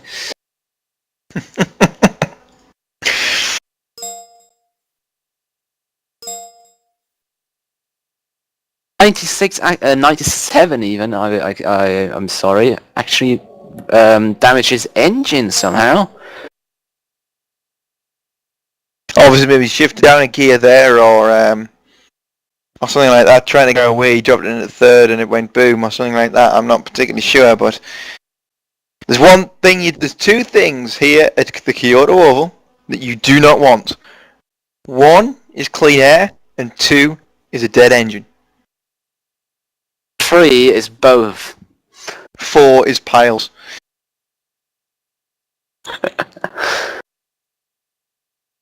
Back to the racing though. As I said earlier, the two Kings, not the two Kings brothers in fact, Lamoth and Ray Kings, fighting their way back forwards towards the front of the group, or attempting to, should I say. Matt Kingsbury, I have no idea what he was doing, but he was on the white line on the straight between turns 1 and 2, so he and honking, so he is seemingly struggling. Maybe he's been shoved into a wall again, we don't know. I haven't seen it, I'm sure he knows exactly. Oh, Zenek Gagash is lagging, and I got scared because I thought he'd spun on the apron. But Zenek Gagash coming into the pit lane, as is somebody behind him.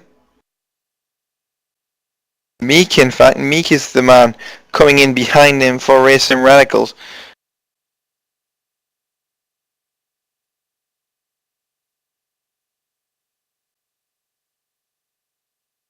Yeah, Meek is... Well, it's not very a regular thing that you actually see at RSR car. Oh, and he's missed his pit spot as well. Help him. Every second lost on oval is like a minute on a normal track. It is, and that 1 second could mean the difference between being in a draft and being drafted, or being in a draft and having completely clean air, as these LLM boys get into a lot of bother with a few back markers. Into turn 1, Kronpus and Pavovich, they were the two that... Ray King gets very, very sideways. Very, very sideways, and a reasonable save back from Ray King. Flag. Coming back onto the track after pitting, Dominic. Ray King's with a very hard bump on Nathan Lamoth, but this is a battle between two back markers in the middle of a battle between two leaders. Ends in an interesting way. It ends probably in a crash for all four, but we'll have to see. I really like how Kronpus has a spider web on his car. He does have a spider web on his car.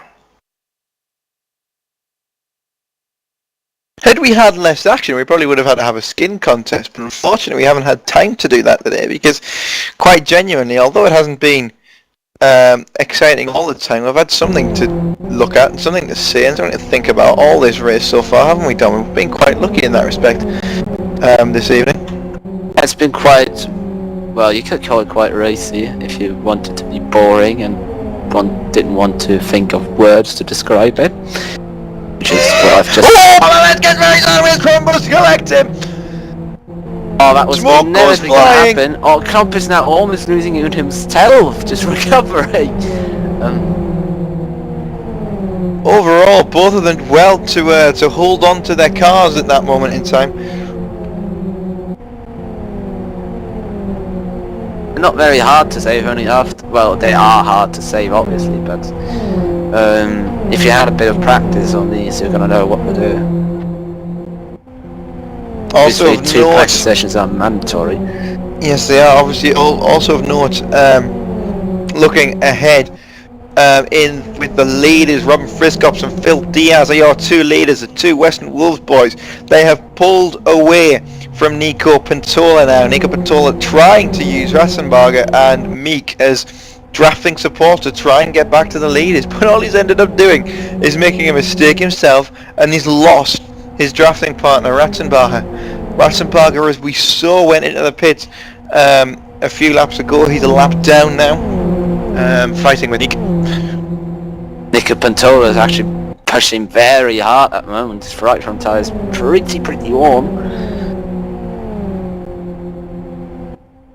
I think he's got it, to be honest, just to try and hold on to this race, hold on to any hope of taking it from one of the two boys in blue. And Pascas Becomes our 4th retires. I assume that's due to his engine problems. Yes, it's not much. There's not much of a point of carrying on with engine damage on an oval. You're just gonna get put until you're just gonna drop positions until you're dead last, really. At the 100 lap mark, the average speed was 120.944 miles per hour, meaning that we are still quite comfortably the fastest average speed in Kyoto 250 in history. Although it's not like some amazing Indianapolis 500 record, because there's been millions of them. This is of course our 5th annual running of the Great LFS race. This one is actually really great this year, unlike the ones that were filled with about 20 cautions in the first 3 laps. That made everybody want to cry profusely. Oh, smoke, and that's from Babovic. Is that must be an absolutely roasted tyre then? It is, it's a rear yes, tyre. Yes, it is. There's absolutely no right-side camber. That's a problem. If I look at his L menu, the right front is positive on the straights, which is bad, and then the right rear is positive in corners, so he will have a lot of problems from now on. Yep, meanwhile I earned myself a Masters of Endurance drive-through penalty for blocking and unblocking messages. There's no penalty for anymore in MOE rules. Shock horror. 2 Kings brothers have caught up to Jan Laprevot and Ritten Blauhoff, unfortunately a lap down, or maybe even 2 laps down, I'm not 100% sure. I wonder if the Western Wolves cars are actually doing a certain fuel saving strategy, because I can see Robin Friscops in the draft of Phil Diaz not going flat out. He's not bump drafting him at all, he's just... He's lifting. He's lifting the throttle. Panic could be setting in here for Western Wolves. They might run out of fuel. This could be the most shocking end to a race since a shocking end to a race recently. That I won't have seen because I haven't been here. Since MOE, maybe. I wasn't there. Where there? On for the end. Oh. Don't disappear now! Garbalowski shoves Terho past Matt Kingsbury, then tries to shove Matt Kingsbury past Terho. Oh, this is gonna be a very interesting group.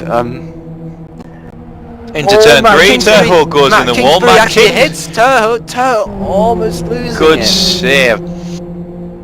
It has actually been a race where not many guys have actually lost it, and there's been a lot of very good big saves. actually. Especially the one from Raymond Bauer was whoa. Meanwhile, Kapal still yet to make a pit stop. He's caught up to Nico Pantola.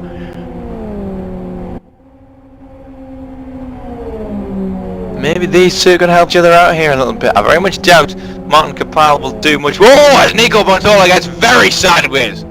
Very sideways indeed for Nico. Oh, his tyres are absolutely on fire at the moment.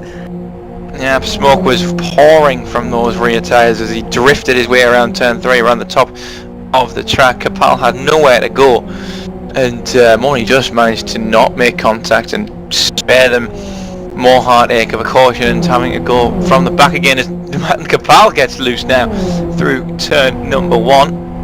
It's just the thing, if you pull down into someone's draft, your car balance rapidly changes. Yeah, If the weight. You wouldn't think these cars have such a big draft. Oh, contact! He's in the wall. We were on board for that there as we Someone's gonna get banned because of that, I'm pretty sure.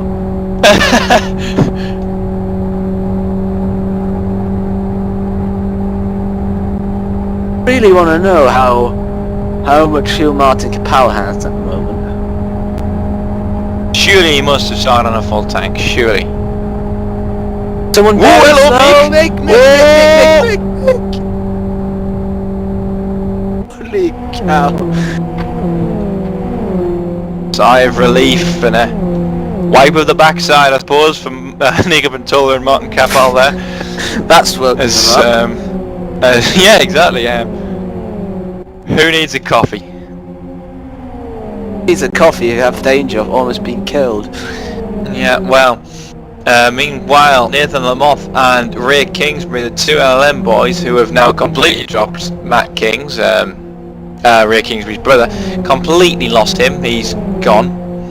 They are now pushing their way towards David Junt, and David Junt, if he really wants this, if anybody ever wanted this a little bit more suspense-ridden, dramatic, you could have the Jaws theme tune here of these two LLM guys who are running a much faster lap time, just slowly hunting down David Junt.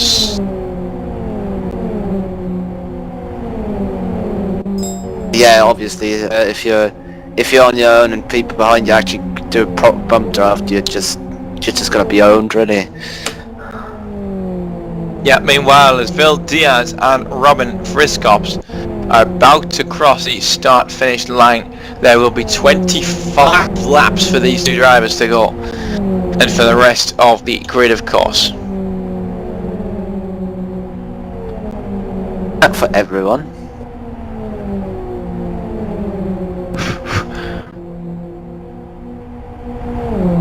Here comes them off on David Junt.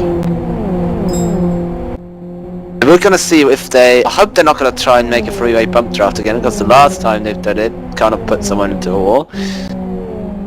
Yeah, meanwhile Donnelly is coming for a flat right rear tyre. Oh, right rear's a bad one to go here. Yeah, he obviously did very well keeping out of the wall, as a matter of fact. The easiest one's probably the left front, but I'm not sure if that applies to these cars as well. I wouldn't know how to blow a left front tyre in a race like this in a road car. You just have it constantly locked up around the track, I think, is the only real way to make that front left go. I think that would be kind of noticed by the admins.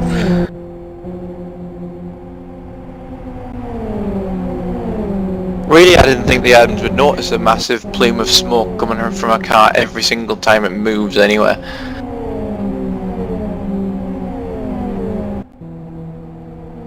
Meanwhile, it's becoming very, very clear that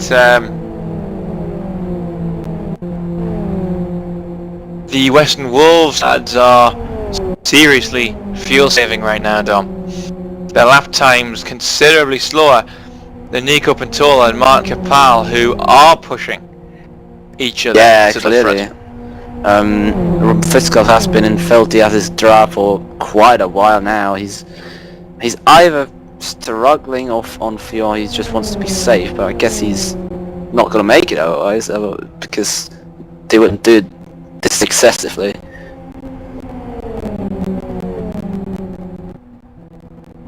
Oh, and Martin Capal there, using his clutch pedal to try and save a little bit of fuel there as he approached Nico Pantola, lifting completely off the throttle, sticking the clutch in, stopping any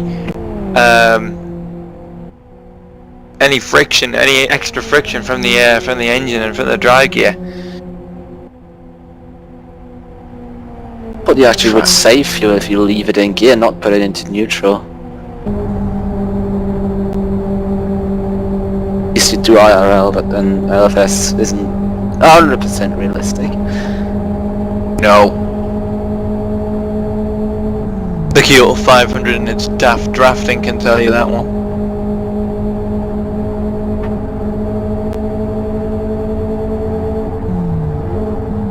Oh, but they're both running so close to the wall. It just doesn't take anything. It just takes one tiny lag hit and they're both in the wall.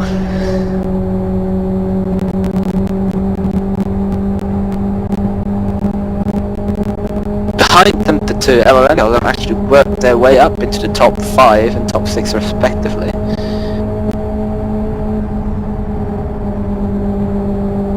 They are in fact approaching Nico Pantola and Martin Capal. Look, we're riding on board with Nathan Lamont as he's been pushed by his teammate Ray Kingsbury towards Nico Pantola and Martin Capal.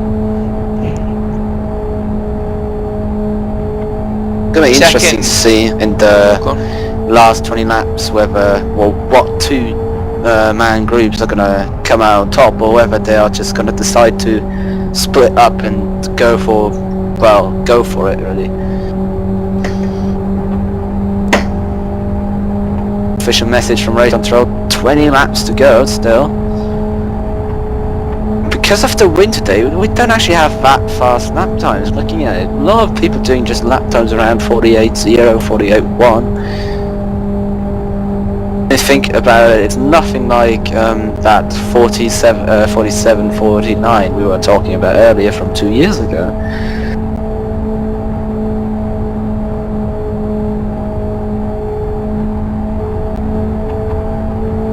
Look at the difference in sector time though between the two LLM drivers and two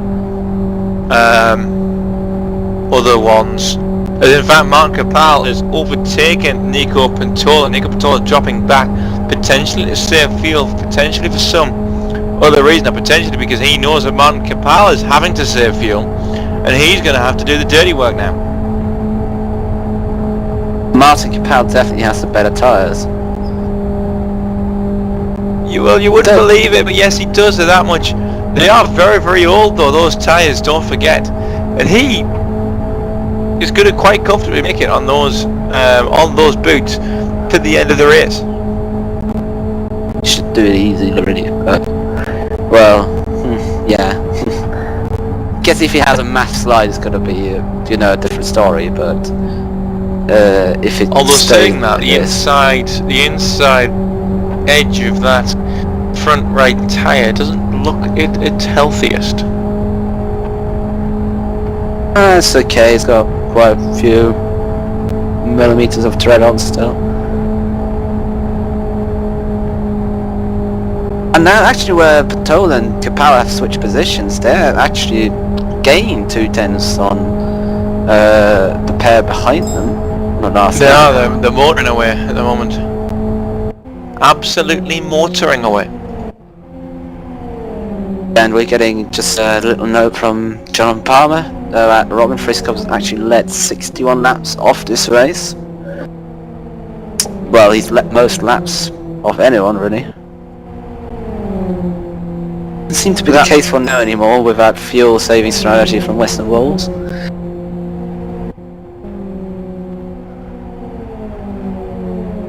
And that will put Robin Friscoff's quite comfortably in the second place with the most laps led in Kyoto 250 history. Phil Diaz will open up his lead even further.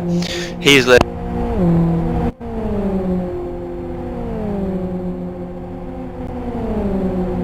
whilst Robin Friscoffs has only 140 something. Nolan Scott overturned as the second most led lapsman. He's not going to beat that number for now, is he? Not today, no, I'll bet that for free. He's been at LFS for quite a while already. Can't recall seeing him in the past 2 years already. No, a lot of guys have in fact moved on to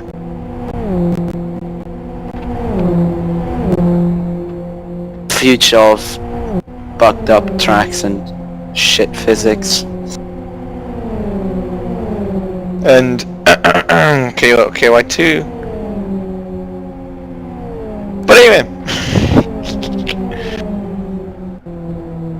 Pentola getting slideways. Okay, your argument is invalid, sorry.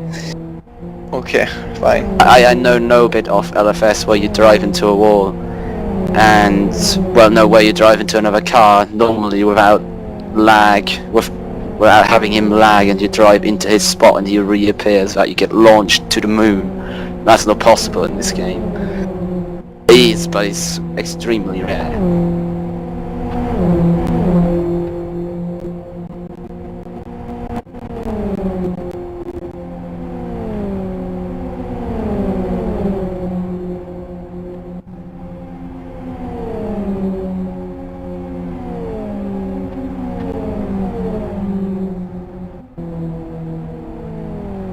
Yeah, and also actually, I've just been reminded of the fact that they jumped in 8th place, actually doing 2 races at once, believe it or not. He's doing the Kyoto 250 now. Earlier and later on today, he did and will do some stints in the race department 24 hours of Nürburgring with the Endurance Series mod on R Factor, which is quite weird because the cars are jumping over every single crest about 3 miles.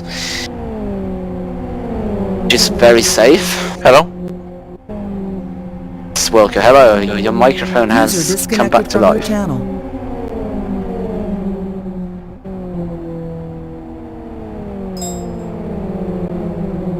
Christopher Wilkinson leaves us and probably doesn't know the TeamSpeak password, which is extremely fortunate for me.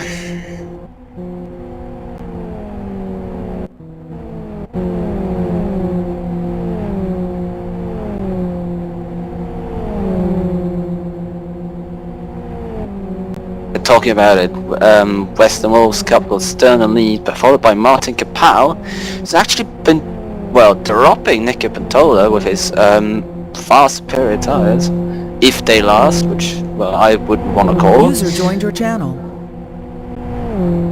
Hi. Hello, Chris. It's nice you completely decided to go off TeamSpeak. Oh! Sorry, it was an accident. I pulled my wire out. Pentola, Lamoth and Kingsbury. Pentola's been caught by Lamoth and Kingsbury. Lamoth, sorry, and Pentola there making a little bit of contact. Pentola covering it inside, making more contact with Lamoth. They're all going sideways, all 3 of them. I'm quite sure why Ray Kingsbury went sideways. I think he just tried to complete the picture, really. I think he did. I don't know why he did that. He didn't hit anything or anyone. He didn't hit anything or anyone. He just sort of made a bit of a tit out of himself and then moved on. But Robin Friscoff and Philip Diaz have got right back to business now, though. They are pushing, they are working properly, they are aiming to get away.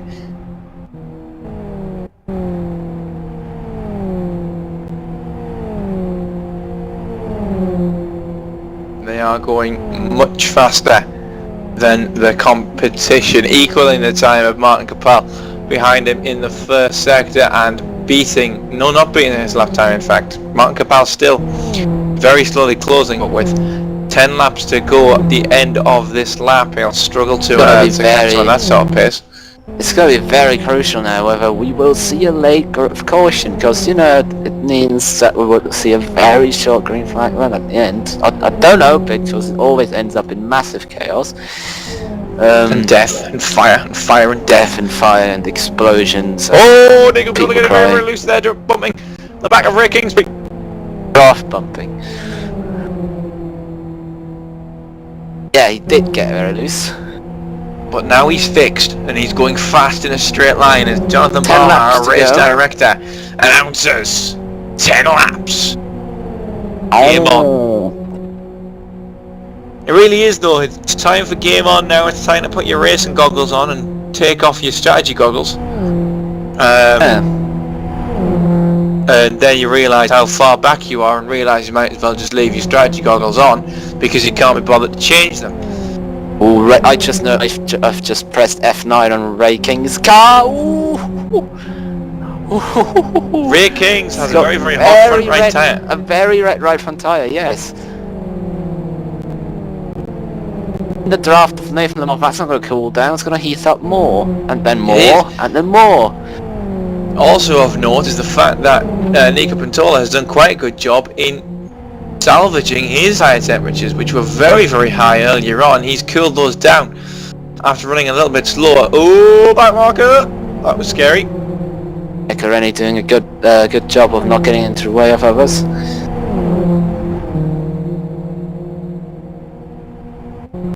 As we now ride on board with Nico Pintola on the back of this three-way draft, trying to catch up with Martin Capal, who is trying to work his way forwards to the two leaders, the two Western Wolves boys in the next skins. Filthy as leads from Robin Scops. Martin Capal is third, fourth is Lamotte, fifth is Kingsbury, Pintola is sixth. Our third place man, Pio Trek, is in seventh. David Junt is 8th, Gapper is 9th, Garbalowski 10th, Kingsbury 11th, Turbo 12th, Corns 13th, and... Oh yes. It's a big that blow, Julie 7 laps from the end, 8 laps Julie from is the longest amount of time he's ever been able to stay in a race though. He's done apparently he finished races now off his card, believe it or not. No.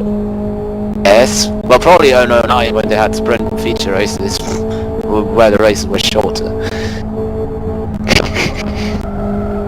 Must have been in 09 actually, because I can't remember finishing or seeing him on the finishing list when I did out of his card.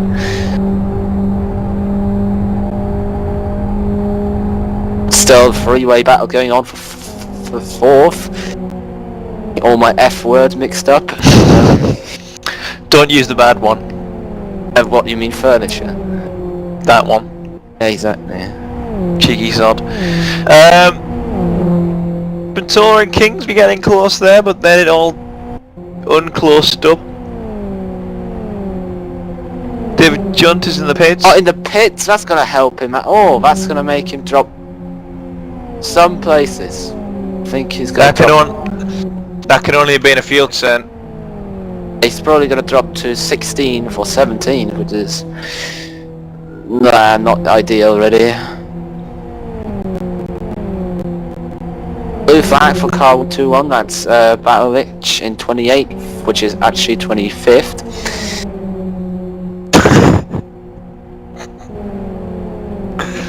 Quite bad when you see the position before you're there.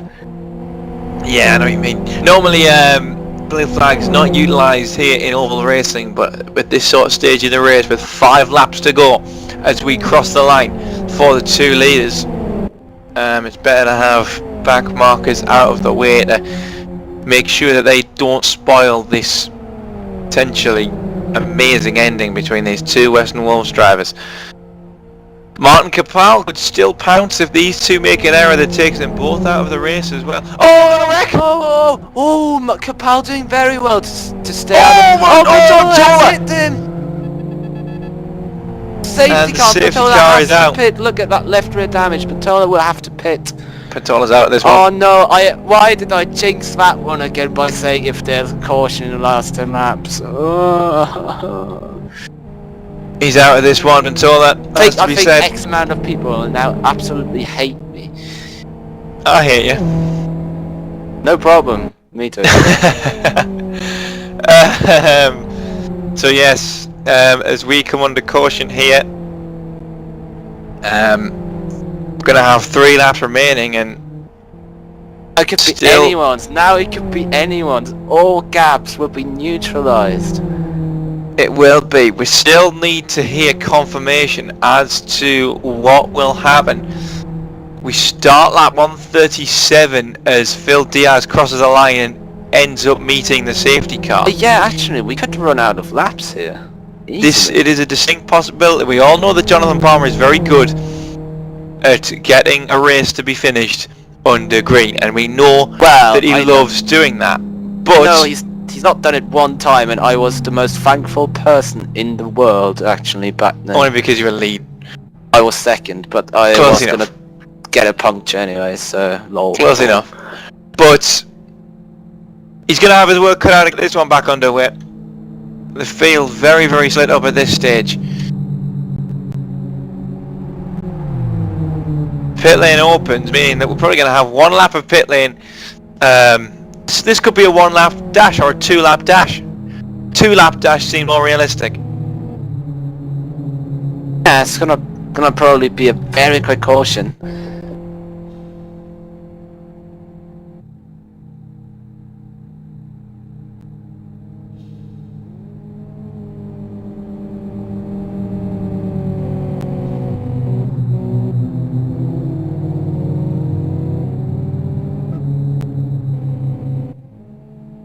Yes.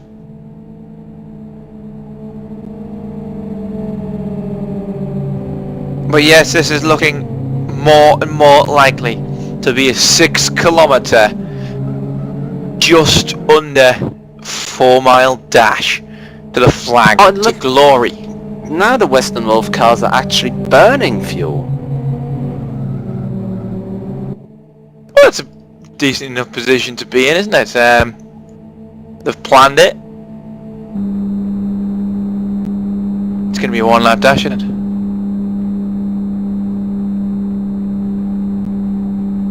It's going to be 1 lap dash. Unless the safety car comes in this lap.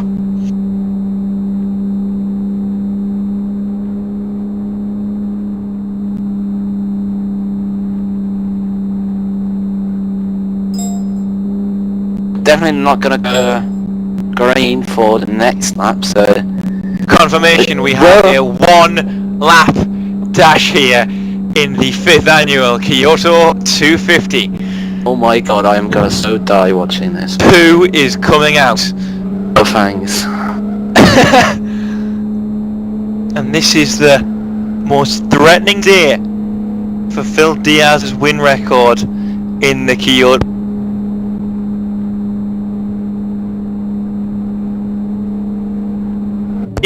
Martin Capal has done complete wonders today. He is sitting in 3rd place, having Could this not be a LLM made podium? a pit stop. And then as well, you've got the 2 LLM boys, the guys who you would never expect to be here, are 4th and 5th and could very, very easily make something of this. Nico Pantola has elected not to pit with his damage, so he will start 6th and could cause carnage, could cause something wonderful down in 6th place. And of course the man who started on the 2nd row, the man who I call Piero Trek because I don't know his real name, because I can't say it properly. Theo Trek. He could do, that's his first name, he could do wonders there in 6th place. Jan Labravot starts in 8th, Garbolowski 9th, and Matt Kingsbury, they're your top 10, they're the 10 that will fight for victory here in the final lap of the Kyoto 250. Stuart Baker, our safety car, between turns 1 and 2. This is gonna be amazing. This is gonna be wow. Diaz, Friskops, Capal, Lamoth, Kingsbury. Who's it gonna be? There's no time when you want to get a start right as in a situation like this, because it's now when it's mattering. All the guys, don't forget, talking to each other, talking in between people, not communicating to some people, communicating with others. The 2 Western Wolves cars obviously in communication with each other, talking to each other, discussing how they're going to do this, how they're going to pull away from the pack. Rowan Friscop's using his handbrake to good effect, hiding his teammates' brake lights so Phil Diaz can go when he wants to go. This has to be... They're probably going to go at the same time, seeing as their teammates. They have to go. The next flag after this green flag will end the race, and the man who is in the lead at that point will take the victory. Phil Diaz runs wide, getting ready to take the green flag, so he can't be overtaken on the outside. The green flag flies and a bad restart. Bad restart for Phil Diaz. Don't forget, you can't overtake on the inside. Capal gets a poor restart because they all bunch up. Nico Bertolo going around the outside into turn 1, making contact with Capal. Almost toes turn around and Capal's out of it. Capal is out of it. Good save from him though to keep it green, but he is out of it. Gabalowski getting sideways, coming out of turn 1 as well. And look at the LLM boys going 3 wide. 4 wide down into turn 2 with Patola. Patola gets squeezed out. Patola's out of it now. It's between the two. It has to be. And they're wrecking. In turn 2, LLM putting each other into the wall. Nobody actually out of it in the back. They're all just fighting away at each other. But it's Diaz at the moment as he comes through turn 3 against a poor exit. Very poor exit. Here comes Friscops down the inside. Who's going to take it side by side as we come? He's going to have to shorter run. He's going to have to shorter into run. the kink. It's going to be Roman Friscops. It has to be Roman Friscops as they come round the kink. And Roman Friscops wins the Kyoto 250. Wow. What a finish! As Phil Diaz is dethroned for the first time in 3 years. Yeah, and the Kyoto 250 victory has been decided by 300ths of a second, probably about the diameter of a tyre over the start-finish line. It wasn't more than that. Yeah, and that is quite possibly the most exciting finish we've ever had to one of these. Over the years. Great racing at the end there to finish it all off. But only one man could win it, and that man was this one. It has to be mentioned. Terho finished in 3rd. Oh, I mean, other than the 2 leaders, everything went completely mental. As we went into turn 2. Ray Kingsbury and Nathan Lamotte went absolutely backwards. Look at that. They just dropped 8 places.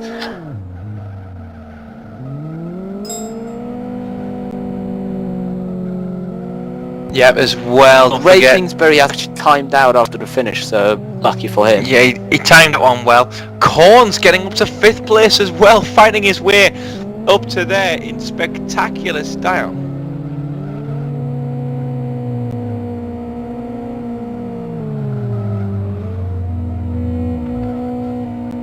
Robin Friscop, the first man to ever win after leading the first 10 laps, and Phil Diaz continuing the trend of never winning a race after leading at the halfway stage. Loads of stats both fulfilled and broken today by this one man, Robin Friscops. And congratulations to the LLM teammates, to each other.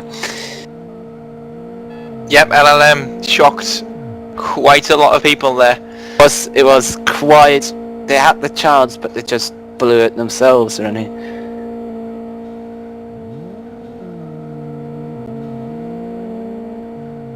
Yep, and Phil Diaz there coming out to celebrate with his teammate, the man who has dethroned him after 3 years of success.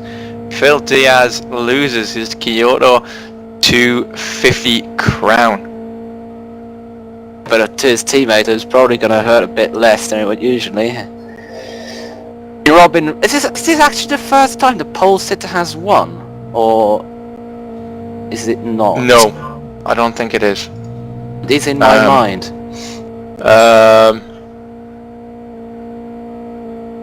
Deco says yes. It is. Jonathan Palmer says yes. Right. So that was a race. Not sure what I'm gonna have to call it, really.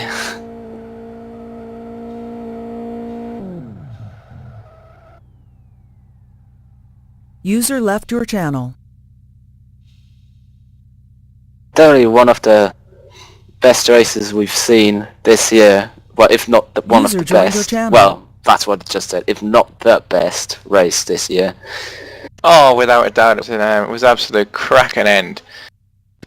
Meanwhile, we're just User was moved to your getting channel. Phil Diaz and of course our race winner Robin Friscops up into the commentary was moved box. to your channel. And welcome to the commentary box, Robin. What an absolutely fantastic finish. You're the man who runs your teammate after 3 years in such spectacular style. How do you feel? It feels awesome. And an absolutely remarkable finish to the race. You two leading 1-2 at the safety car and a 1-lap dash to the finish. And how were you feeling as the green flag came out? Were you confident? Well, to be honest, I thought Phil was going to take it because in the practice and like qualifying race stuff, I wasn't really good at the 1-lap shootout in last corner. But then Phil made a tiny mistake, so I could just go on the inside and go past him there. Yeah, an absolute carnage and fire and crashes and everything going behind you in turn 2. But you two managed to keep out of the flak, and Phil, you've got to say, even though you ended up in the worst of the two positions, a great performance from Western Worcester. Yeah, it was good fun. Me and Robin worked together pretty much exactly like we wanted to. We had an agreement last lap. We can do whatever the heck we want. We made sure, well, the 1-lap dash changed that, but we worked together until we got away from him, and then turn 3 it was just all out.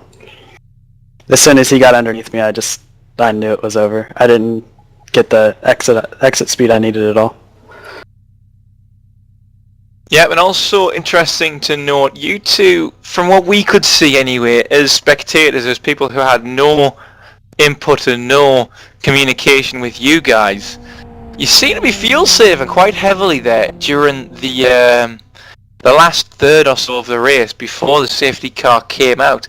Were you struggling on fuel? Were you confident after the stop that you would make it, or how did the fuel pan out? Well, I was thinking like if we're just in case there wouldn't be another safety car who was trying to fuel save, so we could go the whole distance without pitting. But then a safety car came out, so that changed it, so we just went into the pits and changed tires and everything. Yeah, I was shorter on fuel than him. We don't know exactly how, but I was 3% less than he had, and it was just not exactly a no-brainer, but we just thought it would be the best idea to just pit together and just get it over with, make sure everything's perfectly fine, so we just have to worry about what's ahead of us and not anything else. Yeah, exactly. And one final thing, during the pit stop, Phil, you sat there, and you kept sitting there, and you kept sitting there, and we were all wondering, what's going on here, Phil? What's going on? Why are you sitting there? And I have my own little suspicion in my head that you ran to a certain place, finished very quickly and ran back, but I'm not 100% sure. Is that the case, or what happened? That's exactly what happened. This race I thought could have been really, really long, like it had been some other times, and the race went relatively quick, which I was happy about, but I had my lunch directly before the race, and I had about 22 liters of tea. Not 22 liters, 22 ounces of tea even. Jeez, 22 liters. But it felt like that, let's put it that way. And the whole entire 60 seconds I was sitting in the pits was the 60 seconds it took. Like, the toilet's still not flushed. I ran here as fast as I could. User joined your channel. Made sure I wasn't going to go a lot down. I thought I was the only one in that situation in the last 10 laps. Martin Kapal joined us here in the commentary box as well. And Martin, also a remarkable effort from you to be able to finish the race on that one tank and that one set of fuel, not pitting once. But could you just talk us through how you ended up going from 3rd, 4th, 5th all the way down to 14th place in the last lap? Because that last lap was absolute carnage, wasn't it? It was. Hello guys. Yeah, it was brilliant until the last lap. I made a great decision to not to pit and not to take more fuel. So I ended up like 2nd, and then one of the Western World guys pitted, so I was 1st. Then I also like around top 5, and I was pushing with Nico in 3rd or 4th. And then there was a safety car in the last laps, and on the restart I got a quite good run, so I pushed. I bumped the 2 guys in front of me. But well, there was Nathan Lamont on the inside in turn 1, was like in my left rear corner, and Nico was on my right front corner, so it was like 3 wide. But Nico thought it was only 2 wide, so he just turned in, and there he went. I dropped down to the last place on the lead lap, so 14th. Quite bad luck.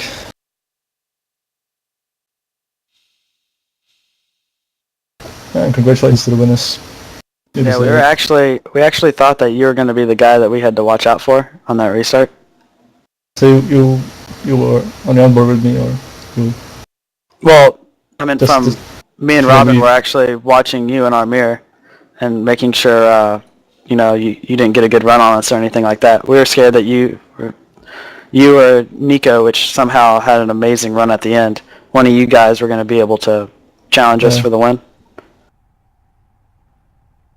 Well, if Nico didn't turn in, I would have been okay, because he just didn't know that I was there. I hope it's not intentional. Yeah, well, a very, very good race from all of you, really. A good race overall, especially that one lap dash. Absolutely spectacular racing here from Kyoto.